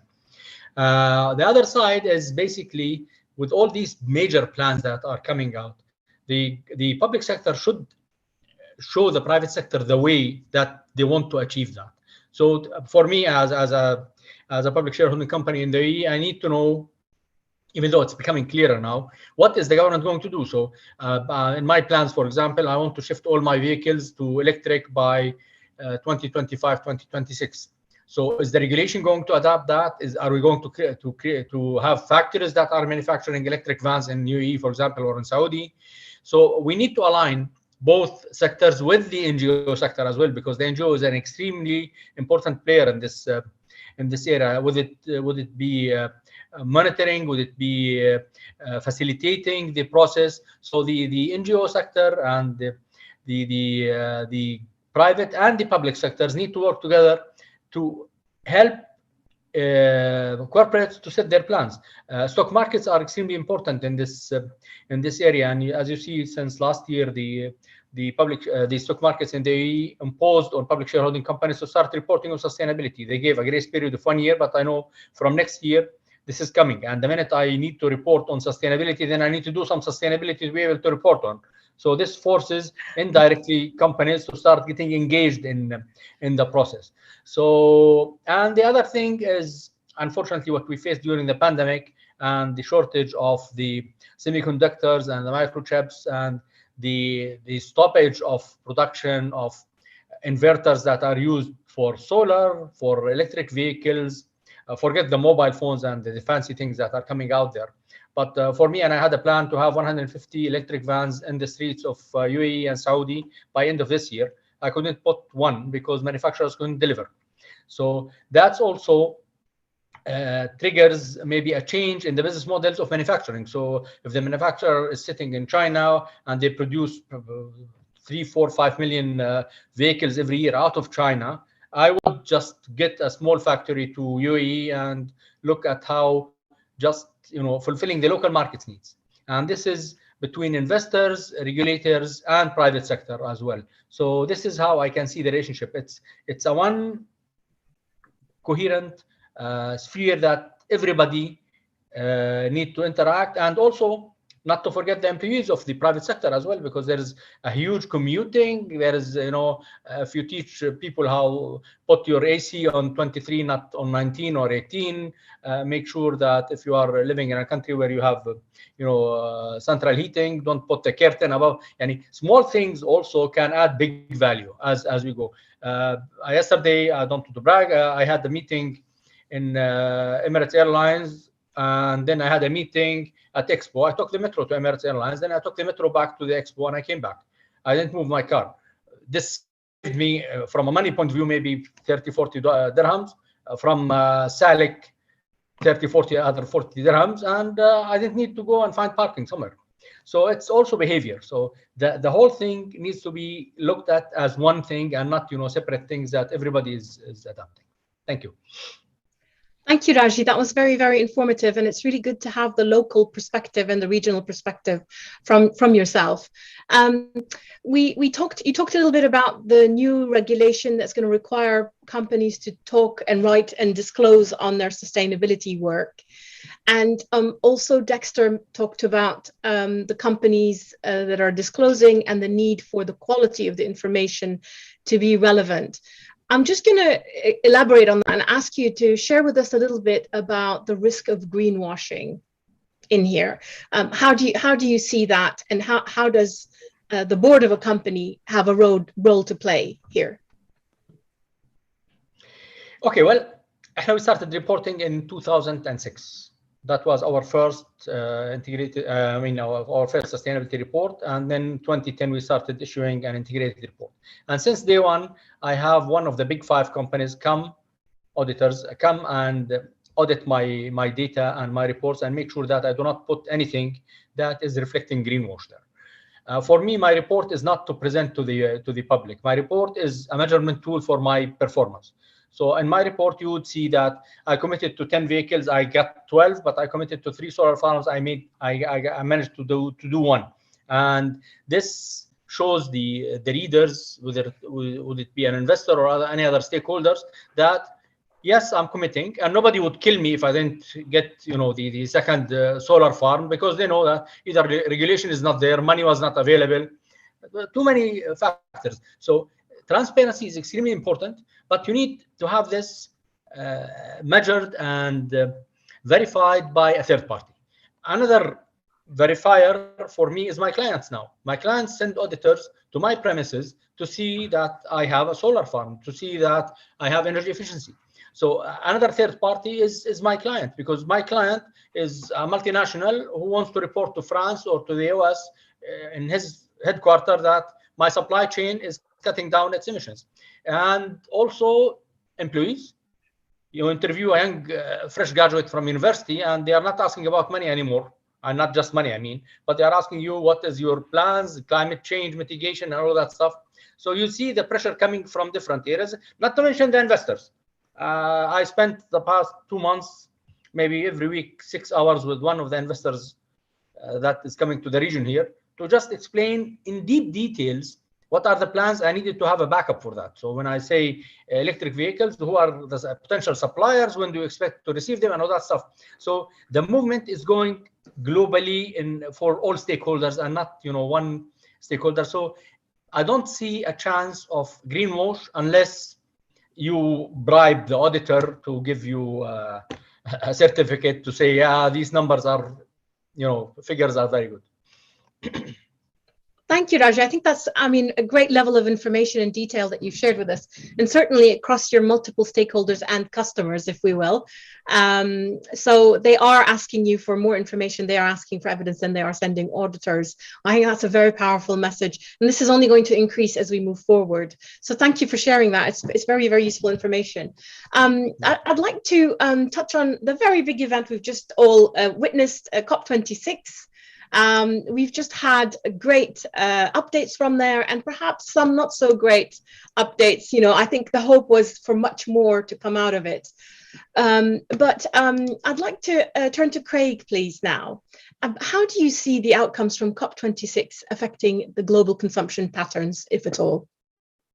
Yes, thank you, Sandra, and good morning. It's very good to be able to join everyone today.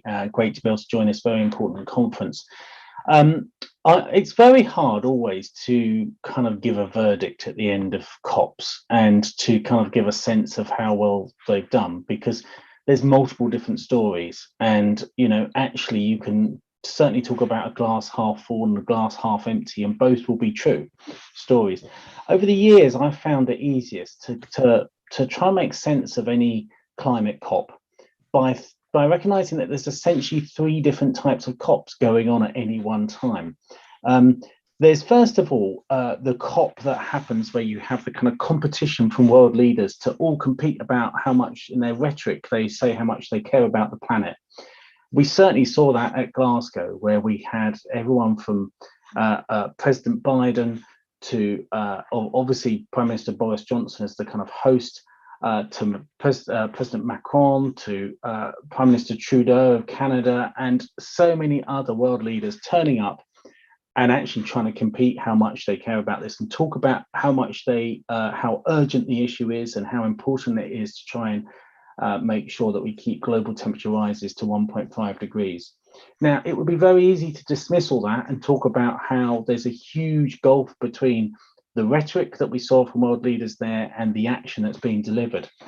But I actually think it still matters, because I think that shifts the expectations when the global community, whether it be politicians around the world, whether it be business or particularly the investor community, when they hear world leaders queuing up to compete about how much this issue matters, it kind of gives a sense that even if the outcomes of that particular COP, in this case in Glasgow, didn't quite deliver in a way that matches up to that rhetoric, you kind of get a sense that there's only one direction of travel in which this will go over the years ahead.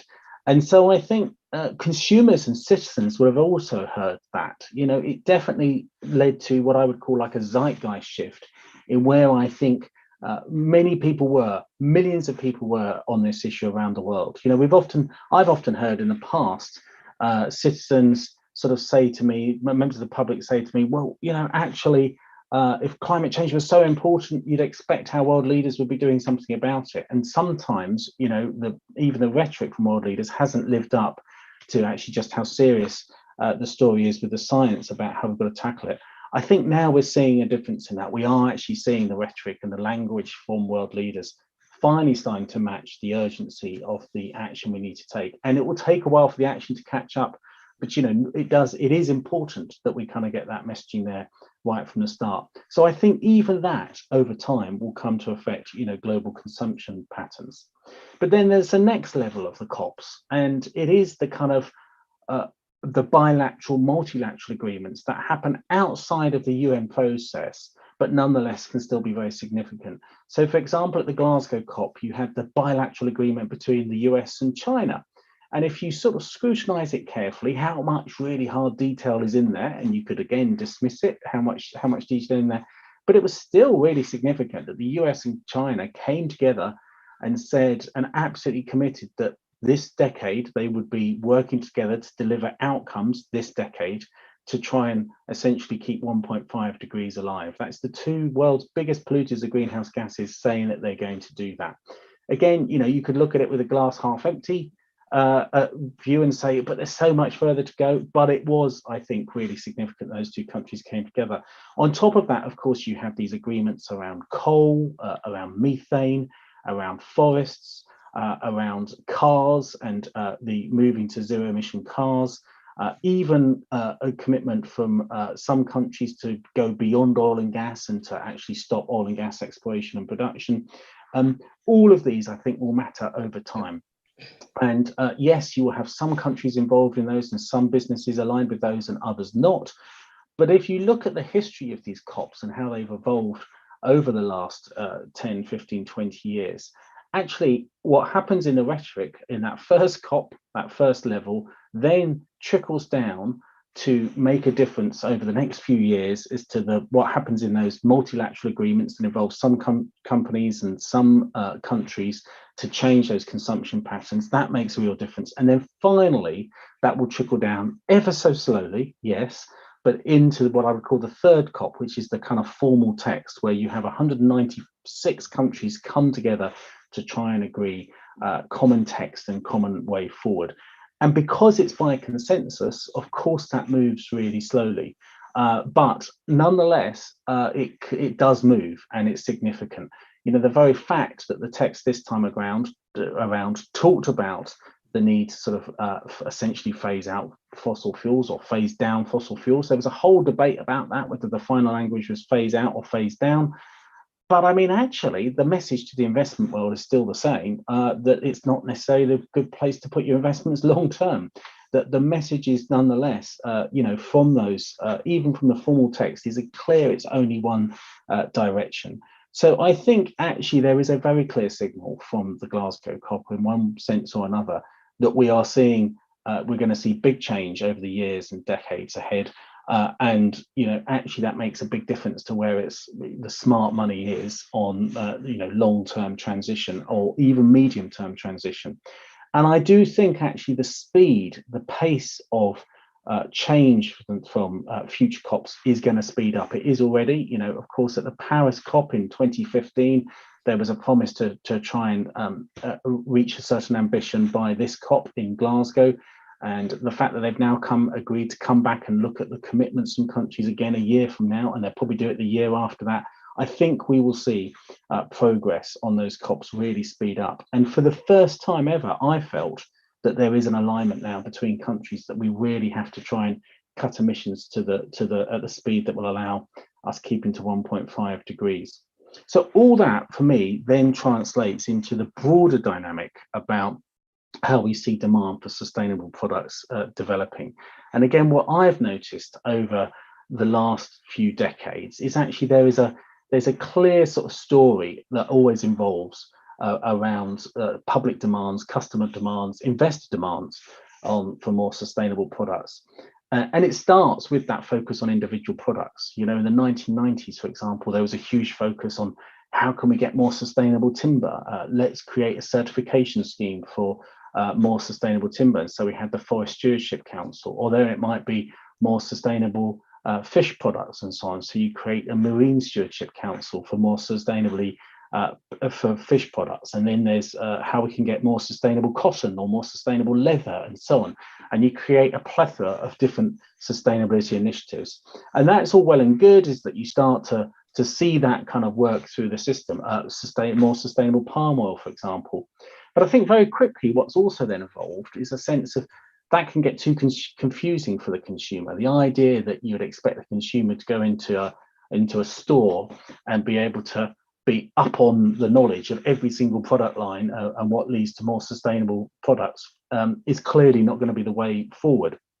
The vision is, of course, that you can walk into a store and there might be 30,000 different product lines on the shelves, and you don't have to work out which ones are sustainable. They're all sustainable. And so actually what you see over time is there's been a big shift in consumer expectations on sustainability, not so much for individual products, first of all, to individual brands, which is why companies like, say, Nike, if you look at them, have decided, rather than getting involved in individual certification schemes as such, they want to try and make sure that their whole brand is seen as sustainable. Or Puma and others like that.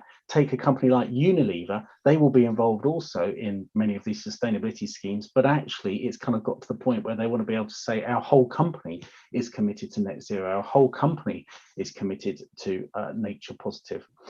The next shift that then happens is you think, well, that's not enough, we can't do it alone. And so you get a shift to thinking, how can we make whole sectors sustainable? And that's when you see, very interesting, companies coming together with sometimes competitors in their sector to talk about how can we make this whole sector more sustainable? How can we work together to drive a more sustainable sector? Because it's easier if we all do it together. And then finally, of course, then companies work across multiple sectors to say, actually, guess what? It's much easier if the whole economy goes sustainable, and we need to see these shifts across the whole economy. Oh, and guess what? We could do with some help from government here, and we actually need government to put the regulations in place to make sure that these voluntary agreements that we develop together actually are made mandatory for all companies, so we're not undercut by others. And actually, it's much easier from investment point of view, from all kinds of point of view, that if we can have the regulations in place and the long-term policy frameworks in place to drive a much more sustainable economy. And I think what we've seen there is also the shift to the concept of a sort of all-round good corporate citizen. So that what happens is the expectation is not just that companies are trying to deliver a few sustainable products there, and it's not even just around environmental matters, it's an expectation that all companies will have a much more holistic approach, that fundamentally deep down they align their purpose with delivering on sustainability, and that also that they can align that with demands from investors that are calling for just the same. And this affects issues around not just the business products, but business lobbying and so on as well. So I think that's a trajectory we've seen over the last 2-3 decades. I think it's only going to continue, and more to the point, speed up. Thank you. Thank you so much, Craig. A lot of valuable information there, a lot to take in. We talked about reporting and disclosure and transparency, and we talked about how, you mentioned how, difficult it would be really for us to expect a customer to walk into a store and know, oh, this is the most sustainable product, I'm going to go and buy that. That, it's putting the burden on the poor person, who's got a family to feed and a job to go to. And is that a fair thing? So I think, yes, it should, potentially, hopefully sit with the whole sector, where manufacturers and companies take responsibility for their impacts and work together in a collaborative approach towards becoming more sustainable and giving better transparency to customers, stakeholders, members, all of those names of the same thing in a different way. So if I may, thank you so much, Craig. If I may, I'll go to Dexter now. So having just touched on that topic around, putting the onus on sectors or the wider economy, a recent report, research from CDPs highlighted that most financial institutions' climate impact and risk is driven by the activities that they finance in the wider economy. Therefore, the finance sector should become more sustainable. So what are the opportunities for returns on financing the transition to a low carbon, deforestation, water secure, free, and what can you tell us about CDP's biodiversity disclosure project that's, I know you're working on? Yeah, absolutely. I mean, this is, I suppose, fresh off the press. But our new strategy is expanding into all environmental areas. So CDP will start to gather data on biodiversity, waste, marine, for those companies for which it is material. But I think with all of these environmental issues, you can consider the vision of an iceberg, right? And a large corporation, when it's accounting for its own operations, it's really just looking at the tip of the iceberg that's visible above the surface. And when you look into what we call scope 3 in our industry, which is the emissions that are in the supply chain or in the use phase of the product, that's the bit that's underwater. For the average company, 11.4 times their emissions are actually in their supply chain. And this is even more relevant in the water and deforestation space. So a lot of the deforestation in the world is basically commodity-driven deforestation, and those commodities end up in the products that you consume as a consumer.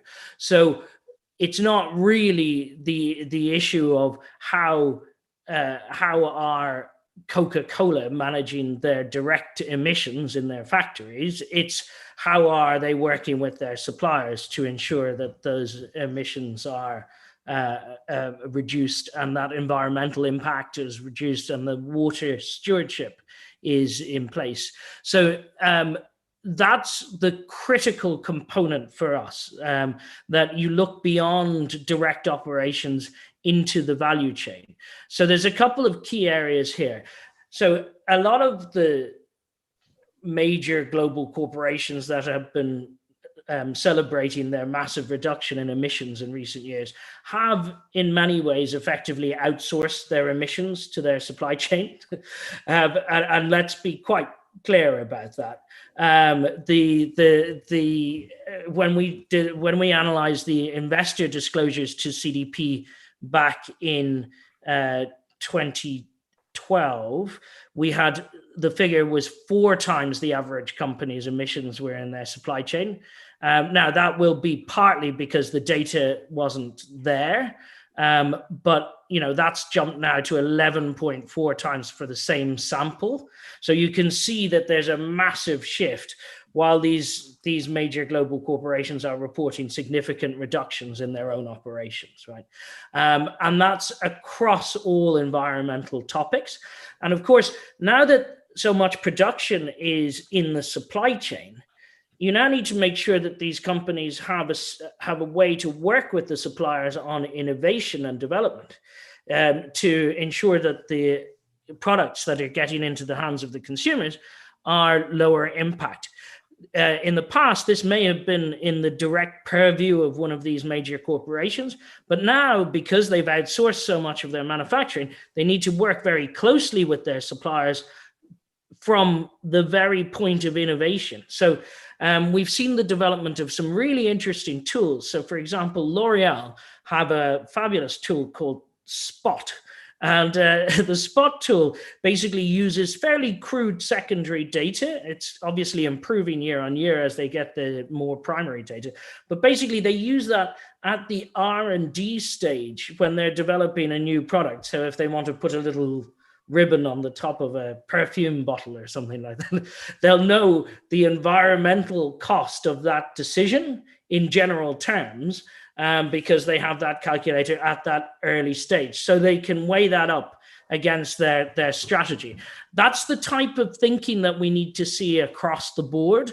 So we need that thinking embedded at the very beginning. We need deep transparency down the supply chains. One of the great things that Craig mentioned is this move for some of the big disaggregated conglomerate brands to kind of move to owning their brand a bit more. Unilever went on that journey. In the past, they kind of had risk siloed in each of their product areas. You wouldn't know if one of their products had a scandal associated with it, that it was linked to Unilever, and then you wouldn't know that their other product was by the same company. But when the putting the Unilever brand on every product meant that they also needed to make Unilever really synonymous with sustainability. And so it became a mark of quality. You can see Reckitt, Benkiza, now just Reckitt again, that they own a whole load of different household brands that you recognize, like Nurofen in the pharma space too. I think Vanish, household products as well, and their brand is now appearing on all of those products. And if you look at their corporate journey, it's through rapid transparency, better understanding of what's happening in the supply chain, to give them the confidence to say, okay, yeah, we're Reckitt and we own all these brands, and we're actually on this sustainability journey, and we're doing a pretty good job at this point. And the investors need to see that. Investors have become a lot more sophisticated in their understanding of a lot of where the material issues are for different companies. So they will know that a lot of these organizations have a lot of their impacts in the supply chain. And they'll want to know, what are you doing to understand, the water consumption of your jeans, the cotton in your jeans in Pakistan, right? The investors are starting to get to that level of sophistication. So the companies will need that level of transparency. And I think consumers expect that now. And to your point, Sandra, about going into a shop and expecting a consumer to understand everything, they don't, maybe not understand everything, but if they can either know that shop, that retail outlet has done the thinking for them, or at least the brand like Unilever has done that thinking for them, then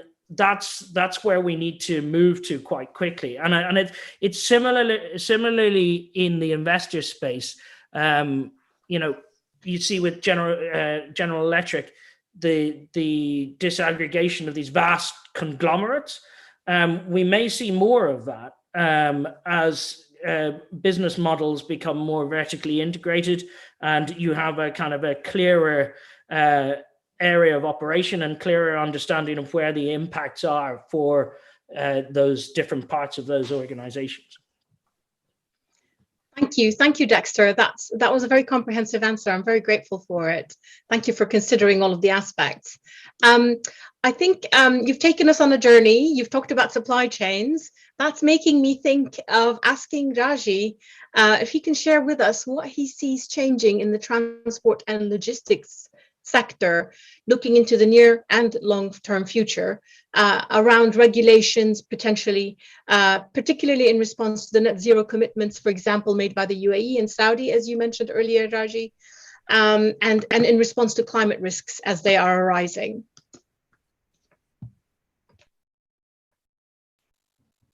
Hello. Hello, Raji. Yeah, actually, with all these.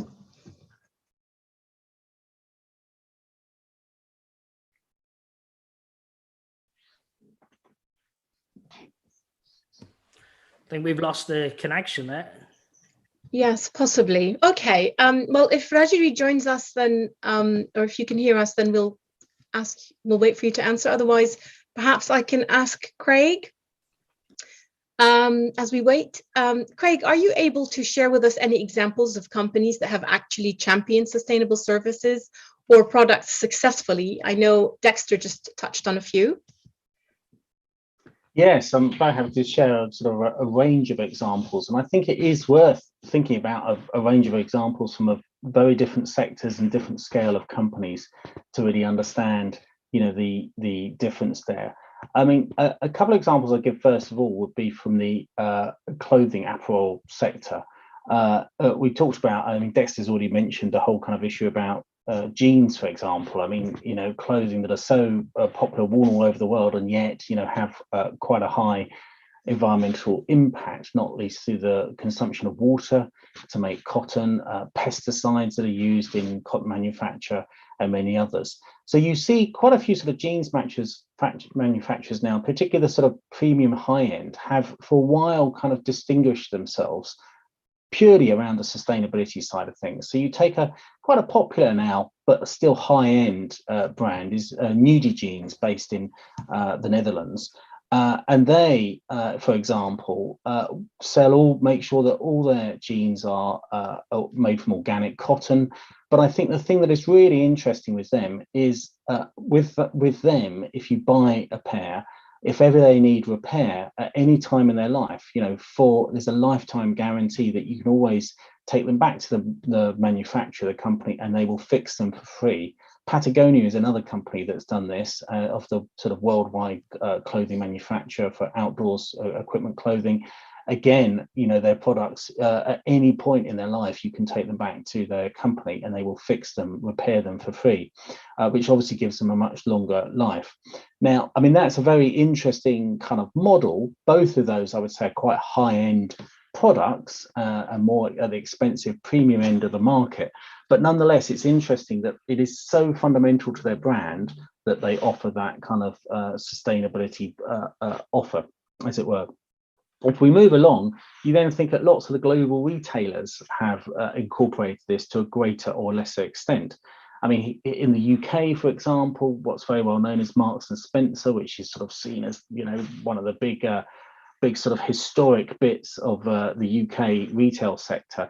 Again, they have tried to try and distinguish themselves through the sustainability lens. And over a decade ago now, we launched what was called Plan A, which again was doing that thing that we've been talking about before now, which is trying to say to their customers, you don't have to work out the complexity of these sustainability issues, because you can trust that ourselves at Marks and Spencer will have thought about it for you.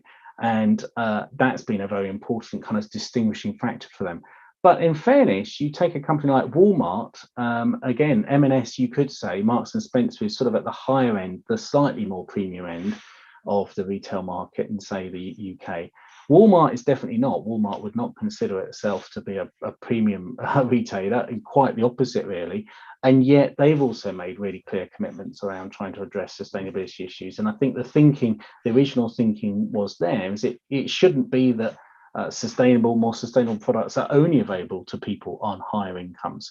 And then if we take some other examples, I mean, no big surprise, sustainability is a big area of concern, say, for water companies, who absolutely see how fundamental this is to this business model. So around the world now, you see more and more water companies paying greater attention to this. I've previously done some work with a company called Anglian Water based in the UK, and it is the main water company for the east part of England.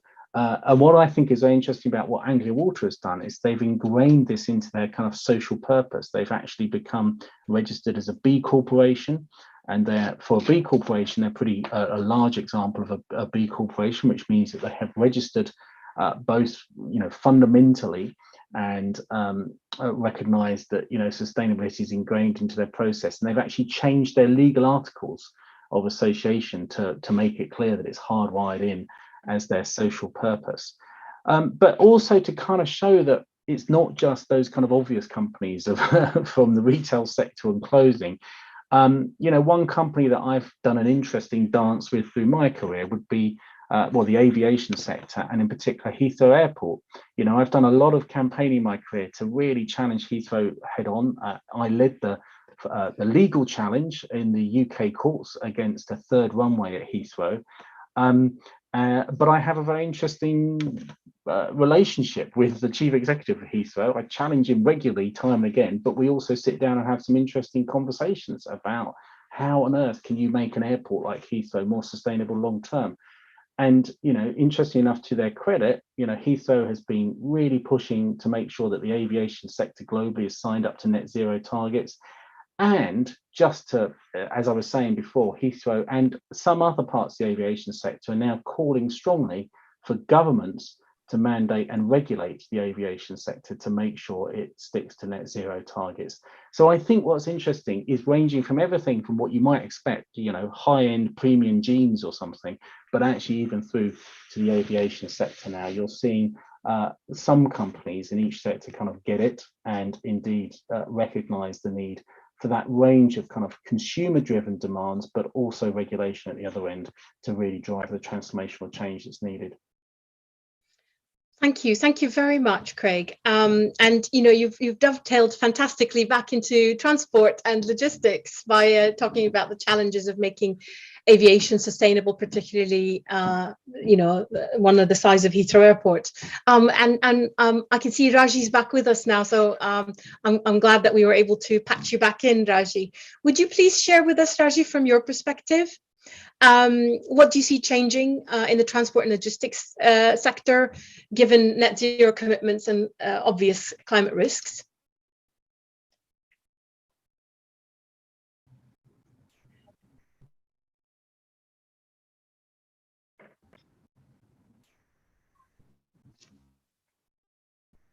Raji, are you able to hear us? I'm facing a with the connection, so you would excuse me if I cut off again. As an intern, yeah, I'm not sure if you can hear me. Yes. Hello?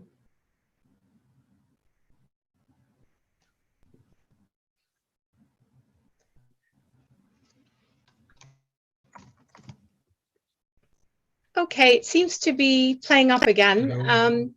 Raji, can you hear us? Are you able to answer the question? Okay. All right. So perhaps yeah, do you hear me? Yes, I can hear you.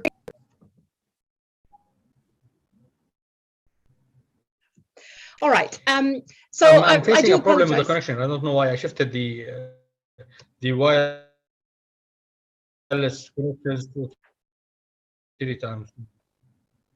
It's all right. It's all right. Don't worry. We do have questions from the audience, which we'll come to in a minute. So for our audience, please keep your questions coming.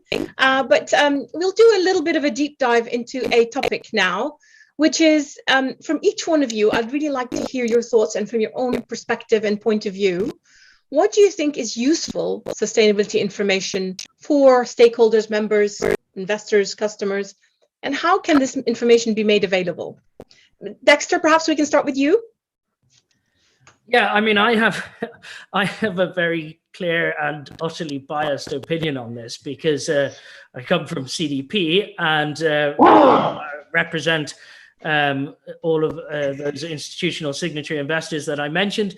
And I used to have in my biography passionate about harmonization and standardization, which a moderator rightly laughed at.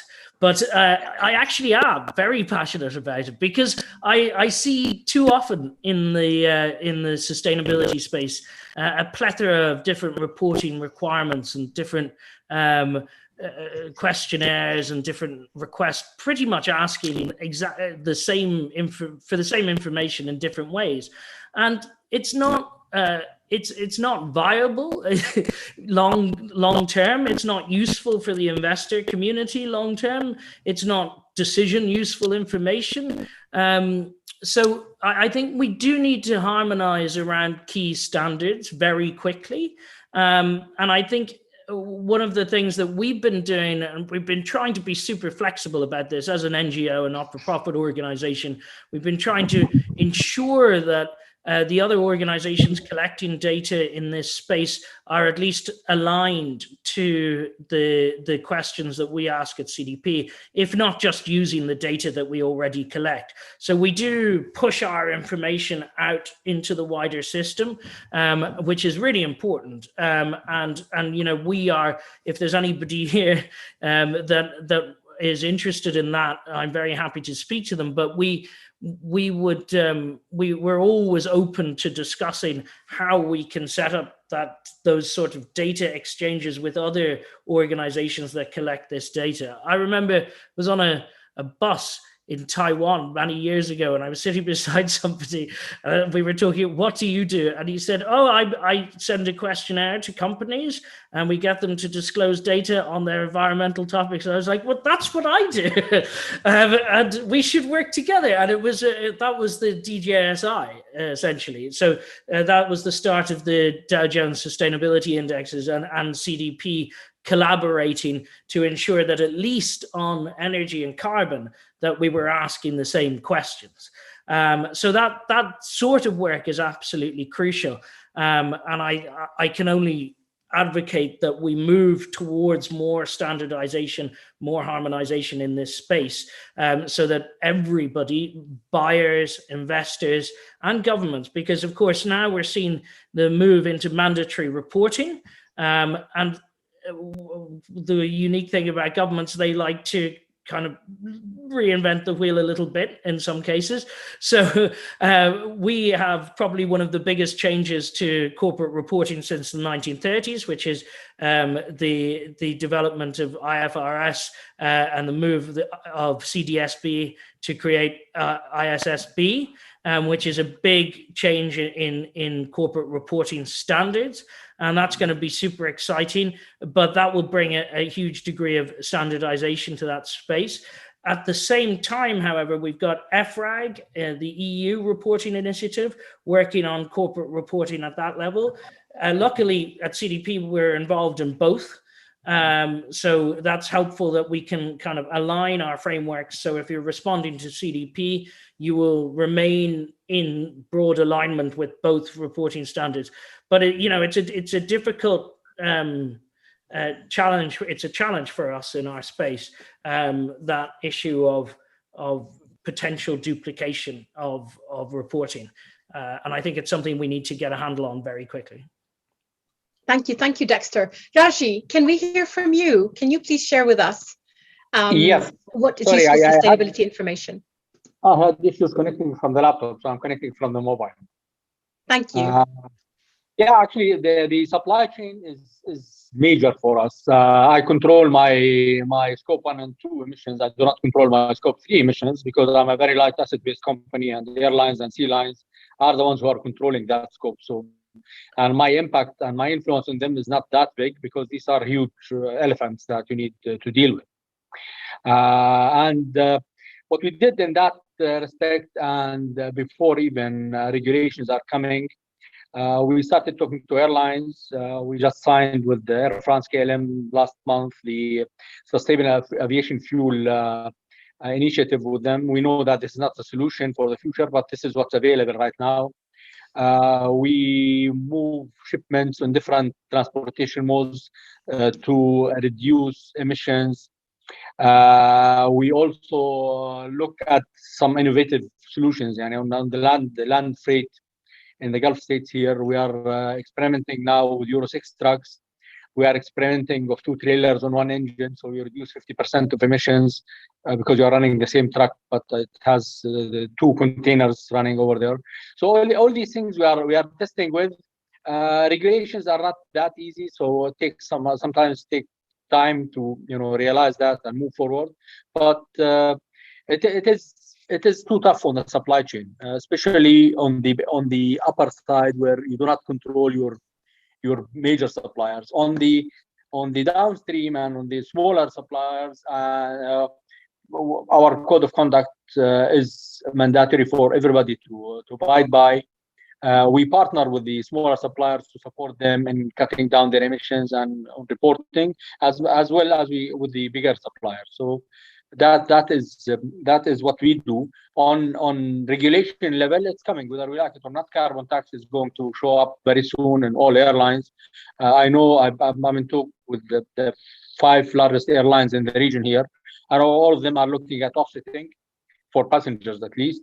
And this is it's voluntary for the time being, but later on I know it will be added to the ticket cost, and they'll use it to plant trees or whatever they want to invest in. So that's on the supply chain side. Thank you, Raji. That's really useful to know, particularly what aviation is doing. And obviously, from Aramex's perspective, your logistics side, you rely on your partners quite heavily. But I'm kind of also thinking, you touched on elements of governance a little bit while you were talking now, and you discussed a little bit around how the company needs to drive those decisions, particularly when it comes to all elements related to customers, because obviously you are a customer-facing organization, whether they're corporate or whether they're individuals. So, in your operation. And so it's critical that you provide information in a way that customers, potentially can you see that as a competitive advantage for you if you are more sustainable than competition, for example? Can you tell us a little bit about that? Sure. Actually, since we started calculating our carbon emissions in 2010, and since 2012, we are providing clients with their carbon emissions upon request. We also work with clients on solutions to reduce the carbon emissions in our in the operations where they use us. We partner with them on even packaging material. We do some tests with them. Our Euro 6 truck is being tested with one of our major clients here in the UAE. The 2 trailers and 1 engine is being tested with another customer. So we partner with our clients to reach solutions because we know what's coming, and we know the pressure our clients are under, especially the multinationals who are coming from Europe or the US who need to report at the end to their headquarters and the governments where they are coming from. And now, actually, I would say I'm extremely proud that we operate in a country that we need to follow their targets and their commitments, which was not the case for the region here for the past few years. Now we are leading as a country, and this is extremely important because this would involve heavily the chain to follow what the government is doing. Thank you, Raji. That was really useful as well to know, and I appreciate the information you shared with us. If I can ask Craig, we haven't heard from you yet on this topic, Craig. Can you share a little bit more about impact reporting, like real world impacts, and we'd love to hear a little bit more about how biodiversity from your perspective has to be safeguarded, and how can we empower the public, for example, to make the right choices. Yeah, absolutely. So, I want to go a bit more big picture again here to build on what both Dexter and Raji's been saying here, because I think certainly for customers over the years ahead, there will be a real focus on whether companies and whole sectors are delivering on the sort of top line targets. Of course, the one that's become common parlance now over the last few years, and I think it has got real cut through in the wider public, is of course the targets for net zero, and a very clear expectation now that all companies really would have ambitious targets to try and deliver on net zero. I think it's worth saying there's only the direction of travel is only way on where the expectations of those targets will go, which is for them to come forward in time. It's worth just reminding ourselves that I can remember when I was campaigning 15 years ago, say, for the UK government to have a target to cut emissions by 80% by 2050, and we thought that was ambitious at the time. Now that would be considered ludicrously not ambitious enough, actually we ended up managing to get the UK government and many other governments to have a target of net zero by 2050. Unquestionably, the pressure will be for them to keep putting that forward. And the same will be true for companies in this space as well, that there will be pressure, given how far off we are still from reaching 1.5 degrees globally. The pressure will keep building for those net zero targets to come forward, for the dates to become earlier rather than later. And I think we'll see that pressure both on companies and governments directly over the next little while. However, if that's not enough, I think it's also an important moment to remind us all that actually net zero is not the destination here. It is a waymark point. It is not the point where we kind of end, because of course, even if you could wave a magic wand and we could all go net zero tonight, carbon dioxide emissions in the atmosphere would still be at 417 parts per million. That's way above pre-industrial levels, and it could still trigger runaway climate change. So actually we have to draw carbon down from the atmosphere and actually reduce the concentrations of carbon dioxide in the atmosphere. Now, there is only, sometimes people talk about magical machines that might be able to do this at some point in the future, but actually we don't have to go there. I would suggest we have a wonderful magical machine that's been doing it brilliantly for hundreds of millions of years, and it's called nature. And actually, if we can put nature in recovery globally, then that's the best chance we've got of drawing carbon back down and actually making sure that we can avoid runaway climate change, as well as all the other benefits that go with putting nature in recovery at scale. So I think what's interesting, what's going to happen over the next couple of years, we've got the net zero target locked, but you introduced me earlier, Sandra, to talking about getting 30% of the UK land and sea in recovery by 2030. And it's actually, I think, in line with what I hope will emerge as a global target. Many countries now are already signed up to this target to get 30% of land and sea into recovery by 2030. We've just had COP26 in Glasgow. What is currently less well known is we've got COP15 of the Conference of the Parties, the 15th Conference of the Parties to the UN Convention on Biodiversity, coming up in China this spring. And at that, we expect countries of the world, governments of the world, to agree a global target of trying to get 30% of land and sea globally in recovery by 2030. And if that happens, then you've got these two lodestar targets, 1.5 degrees on climate, 30 by 30 on nature. And the two will work together because these issues are inextricably linked. We can't hope to solve the climate crisis unless we put nature in recovery. And if we don't solve the climate crisis, nature will continue to decline. So we have to put those two together. So I would absolutely confidently predict that over the next 5 years, what you'll see is huge demands on companies and investors to make sure that they are aligned to these two targets, getting net zero as soon as possible, and at least getting 30% of our land and sea into recovery by 2030. And you could call this kind of carbon negative, nature positive. It's the sort of parlance that's often being talked about at the moment. There is one important however in all this, though. There is a danger in this that people might think, oh, we can get to net zero quickly by, say, planting lots of trees or whatever. Actually, the science is really clear. What we've got to do is cut emissions directly at source as fast as possible. Essentially, we've got to stop burning fossil fuels as fast as possible. And in addition to that, we've got to put nature in recovery. We absolutely cannot allow a sort of suggestion that we can focus on putting nature in recovery instead of stopping burning fossil fuels. It's got to be both. And there's an interesting point there, which is that in terms of cutting emissions at source, we need to do as much as possible by stopping burning fossil fuels. And as a rule of thumb, and it might be a bit different for different sectors, of course, but as a rule of thumb, I think the expectation is that vast majority of companies and vast majority of sectors should expect to be able to get to net zero. At least 90% of that effort should be through cutting emissions directly at source and moving on from fossil fuels to renewable technologies, electric transport, and so on. And there might be then 10% of those emissions under the curve to get to net zero might be what you call residual emissions.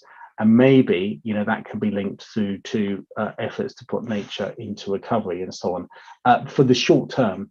But actually, the efforts to get nature in recovery longer term are stand in their own right and are needed in their own right. So I would say that those are the two lodestar things that unquestionably I think you'll see the expectation coming through loud and clear in the next 5 years for all companies to be aligned with net zero, but as soon as possible, and 30 by 30 targets on nature in the future as well. And guess what? That's really exciting because that's something that most people can get their head around. And it's a positive, really exciting agenda about putting nature in recovery, not just trying to solve problems. It's about a better future that we can all contribute to. Amazing. Thank you, Craig. That was really, really inspiring to hear, but also, of course, makes us aware of the challenge ahead that we actually have to take action now. Just aware of time. So I've got one question for each one of you. It's the same question, please. After which we're going to take questions from the audience. We have a few.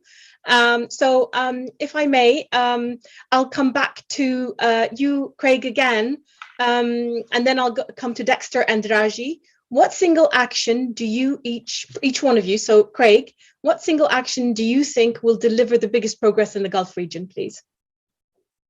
Yeah, well, Sandra, it was my real pleasure to be part of the CEO panel at the start of this conference yesterday. A real privilege to be able to do that. And I was asked this question then, and I said for people that watched that panel that it's about the Gulf region kind of leading the world, moving beyond fossil fuels, and that feels really important to me because the Gulf region clearly has been so associated with fossil fuel production in the past, and understandably so. But wouldn't it be fantastic if in the Gulf region actually offered that leadership to go beyond fossil fuels? So I'm going to give a different answer today than the answer I gave yesterday. But if you'll indulge me, I'll give a different answer today. Is that, of course, the way to do that primarily, there's lots of ways, but the way to do that is also for the Gulf region to be real leaders in developing new renewable and energy efficient technologies. And there's so many opportunities in the Gulf region to be the best in the world, actually, at many multiple families of renewable technologies. Already there's phenomenal research going on in the Gulf region, I know, into the next generation of solar power, for example, which will be so much more efficient and so much more effective than the solar power that exists today, and energy efficiency technologies that are in the next generation of impact that they can have. And I believe, I really see the opportunity for the Gulf region to be a world leader in that whole kind of area. And, wouldn't it be a fantastic story for the Gulf region to actually to offer the leadership in that next generation of renewables and energy efficiency technologies, and actually be in control of, that move almost out of fossil fuels into the kind of energy that we need in the 21st century. Thank you, Craig. Dexter, what single action would you recommend that will help make the biggest progress in the Gulf? Well, it's hard to follow that. I mean, I was going to say exactly the same thing. I think the rapid decarbonization of the grid is absolutely critical. I mean, I can't overstate the urgency of the issue right now. If we don't rapidly change course, we're in serious trouble. So I think the space to invest in cutting edge new technologies that the Middle East region has is fabulous, and should be used to incubate those kind of cutting edge new technologies, while acknowledging the need for the rapid, urgent decarbonization of the grid. Thank you, Dexter. Darji, can we come to you with the same question, please? What single action would you recommend would deliver the biggest impact? One of the most important actions that needs to happen now is the public-private partnerships. The public cannot do it alone. They need to involve the private sector heavily in the decision-making, designs, and implementations of any of these mega projects that are going to happen in the region here, regulation changes. So everybody needs to sit on the table, including the NGOs and the civil society as well. So it's everybody sitting together and making sure that it's not coming from the top telling me go and do 1, 2, 3. No, I sit with you. We agree. Can you do 10% by this time? Can you do 20% by this time? Can you shift this plastic to something else? So it is a partnership, basically. Thank you, Darji. That's really, really good to know your insights there.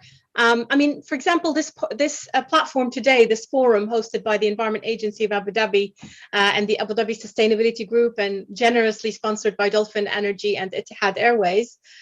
This is a perfect platform as well, where we're merging public, private, NGO, not-for-profit charities together to collaborate on learning. And perhaps, there could be a chance there that we could ask the ADSG director, Huda, if perhaps we can run a workshop to take this to the next level, from the discussion at the forum to an actual activity. So Raji, that was very, very helpful. Thank you. And we'll certainly probably come back to you and see if we can work with you on it.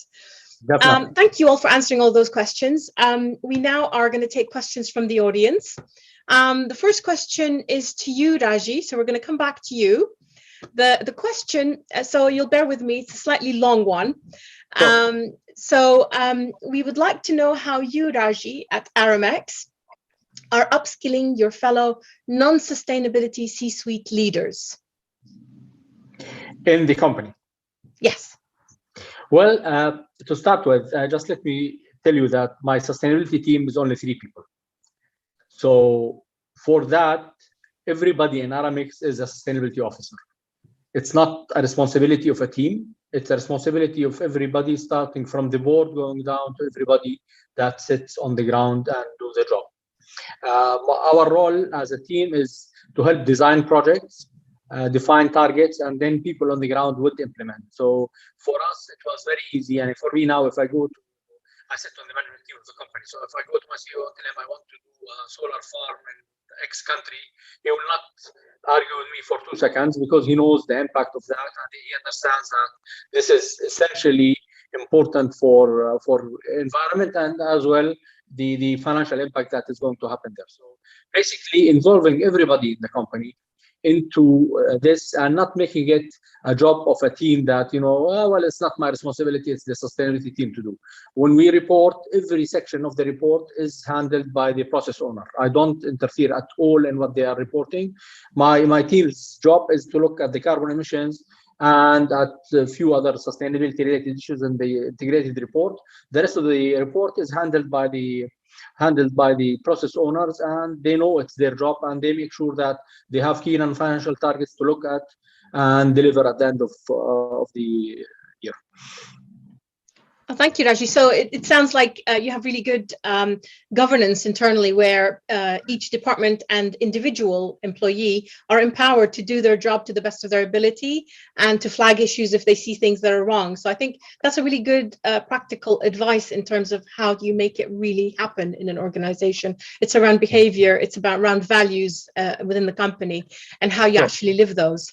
There's another question here as well for you, Raji, which is around what tools are you adopting or using beyond the obvious annual sustainability report? What tools do you use to help you with your decision making and with your sustainability, how you progress it?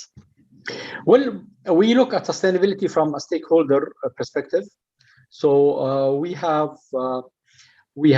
plans with our suppliers, we have plans with our clients, with the NGOs where we operate in. And these plans have KPIs that needs to be measured on quarterly basis. Some projects which are at lower time frames are measured monthly, weekly basis, depends on how we want to do that. We agree with our stakeholders on these KPIs and make sure that everybody takes their role. We've been active on social media for the past year now, extremely active, just to spread awareness and make sure that our peers as well can see that private sector can do good there. And we have the annual report where we measure our performance, and we have an external body that comes and audits us and assures the numbers that we are having in the report. Thank you, Raji. And this is a question for all speakers, after which I think by the time we finish the answer, I think we'll be ready to wrap up. So the question is to all of you. What do you think are the business tactics and sustainable business tactics that should be employed to engage with customers and increase their loyalty? Craig, can we start with you? Yeah, well, the first thing is, clarity of message and clarity of, impact that the company is looking to have. So actually being, that's why I was emphasizing about, really nice, clear targets about net zero or being nature positive and explaining what that means and ensure that there's engagement in that. The second thing is to make sure that this is a two-way conversation. I think that's the expectation in so many aspects of life now. I think particularly in a social media age, we've moved from a sense that any corporate communication can be broadcast to one which is about conversation and engagement. So absolutely creating the kind of mechanisms to which people can have that kind of conversation with the company and understand, build deeper engagement kind of about the issues will be hugely important. And the other thing that's really important to say here is the need for, yes, that absolute transparency, but also honesty when things go wrong, because things will go wrong. That's just natural. It's impossible to imagine that any company will get something right all the time. We all know how that kind of happens. And there's been kind of mistakes made when, I was talking before about Marks & Spencer in the UK, a big retailer in the UK, really kind of committed to sustainability and was trying to make its brand very much about that. But then it had some kind of famous mistakes where there was far too much packaging on a particular product and it was kind of called out. And the response then was not to be defensive. The thing that Marks and Spencer did right as a company is to put their hand up and say, you know, we got it wrong. We've made a mistake here and we'll learn from this. And I think actually that's crucial to building and maintaining trust with consumers and indeed investors over this whole agenda. Thank you, Craig. Very good tips and advice. Two-way communication is important. You know, we don't just communicate one way with the customer or the member, but we actually need to hear back and respond and react. And it's a two-way thing. Dexter, would you be happy to share with us your views on it?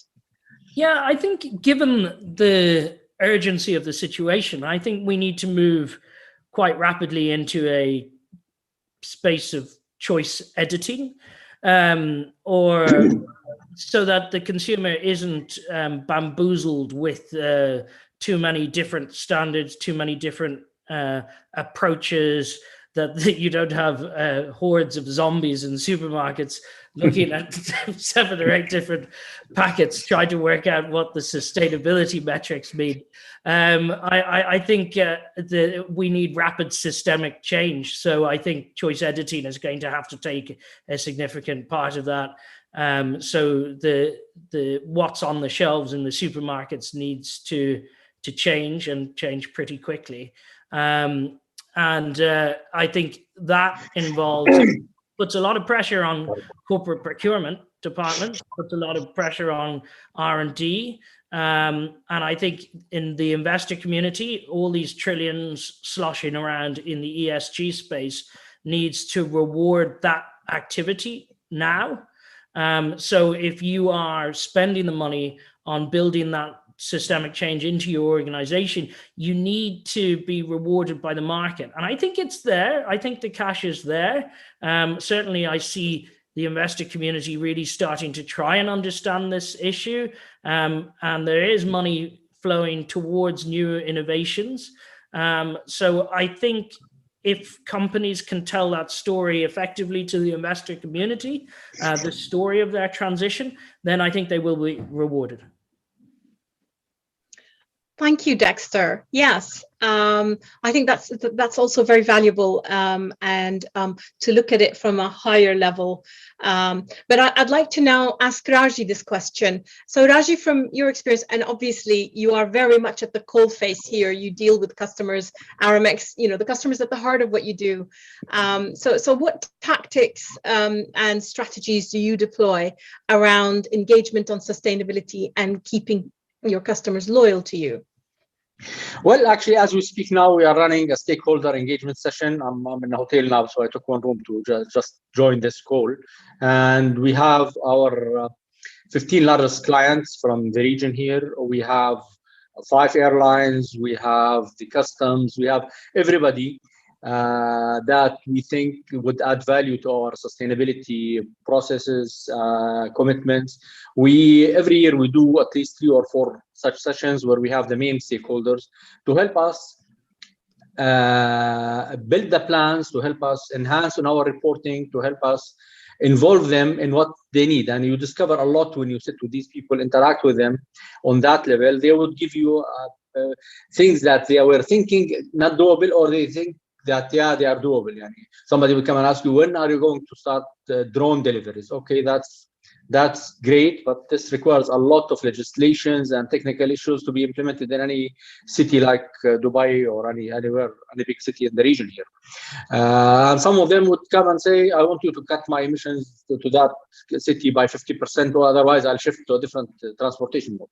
So interacting with them on the design and implementation is extremely important, and they feel the ownership. Actually, they feel accountable as much as we are accountable for that, because there is a part from their side that they need to contribute. Thank you very much, Raji. I think that was a really good way to close off the panel discussion. The engagement and everybody should feel like they're part of this, because we are, in one way or another, we are as people connected to each other, as individuals and as businesses, and whether we are private, government, not-for-profit, charity, NGO, and so on, but also we are really connected to nature. And I think we mustn't forget that. The thing we're trying to save here is humanity in our civilization continuing towards the future. A big part of what people do is consume. So this panel has been really important around how we can engage the customer. And it's so encouraging to hear and learn from you how you are already, for example, Raji at Aramex, engaging and trying to drive the agenda forward. But it's also great to know from Dexter how you have, through the great work you're doing at CDP, are engaging massive big organizations, trillions of dollars of investment going to be hopefully funneled towards sustainable business operations.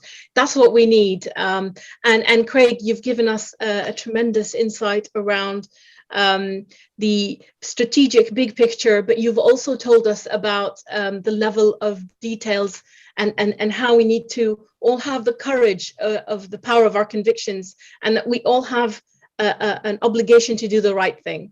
You know, business is important, profit is important, but it's not at the price of all of our lives and, you know, the future of people on this planet. And it's certainly, you know, important that we balance the actions businesses do through good corporate governance, that this is balanced with being a profitable business, but one that will actually survive and one that will drive the protection of our species into the future. I would like to conclude by thanking you so much for all the time you've given us, for your support, for your engagement, and we look forward to working with you again into the future.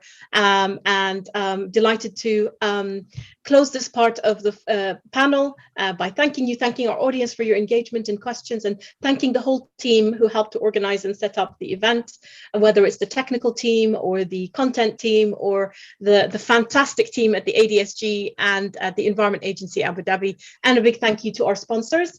I believe I'll be handing over now to Huda Al-Huqani, Director of the ADSG, for some closing remarks for the forum. I'm sure that will come up shortly. But thank you all very much, and we look forward to see you at the forum next year. Thank you. Thank you. Thank you, everybody. Yeah. Bye. We are pleased to announce that all attendees for Plenary Session 4 will be entered into an exclusive prize draw to win one of 2 airline tickets to a destination of their choice, courtesy of our generous official airline carrier, Etihad Airways. The winners will be announced on screen at the end of this session.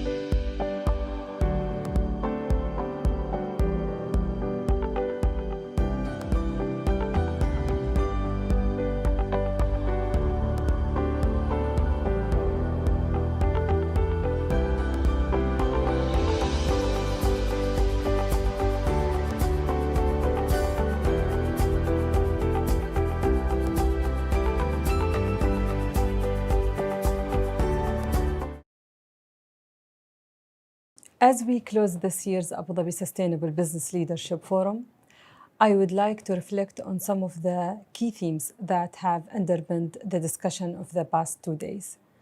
I think we are all in agreement that the next few years will determine the future for all decades to come. But with the pressure to act comes opportunity. As our expert panelists and your good selves have reinforced time and time again, it is in all our interest to integrate transparency and good governance into our day-to-day operation and to instill these values as core principles within our organization. And if we can attribute to social, natural, and human capitals their true values, then we can make a meaningful and direct positive impact on the future while conducting better business. Change can be a daunting prospect, but there are so many resources and so much support and wisdom to be found in our peers and amongst the wider sustainability community. I hope that this forum has served as a good example of this and provided a valuable knowledge sharing and networking opportunity for all involved. I'd like to thank the speakers and moderators who took time out of their busy calendars to share their expertise with us today and to prepare for this event in the weeks preceding. We are so grateful and have benefited immensely. I would also like to thank you and all attendees for taking the time to join us and engage in the plenary sessions. It's been a pleasure for my ADSG colleagues to host this event, and I look forward to seeing you all in 2022, when we can continue our dialogue and continue to learn from one another. I hope that we will have much to discuss and much progress to be proud of. Thank you.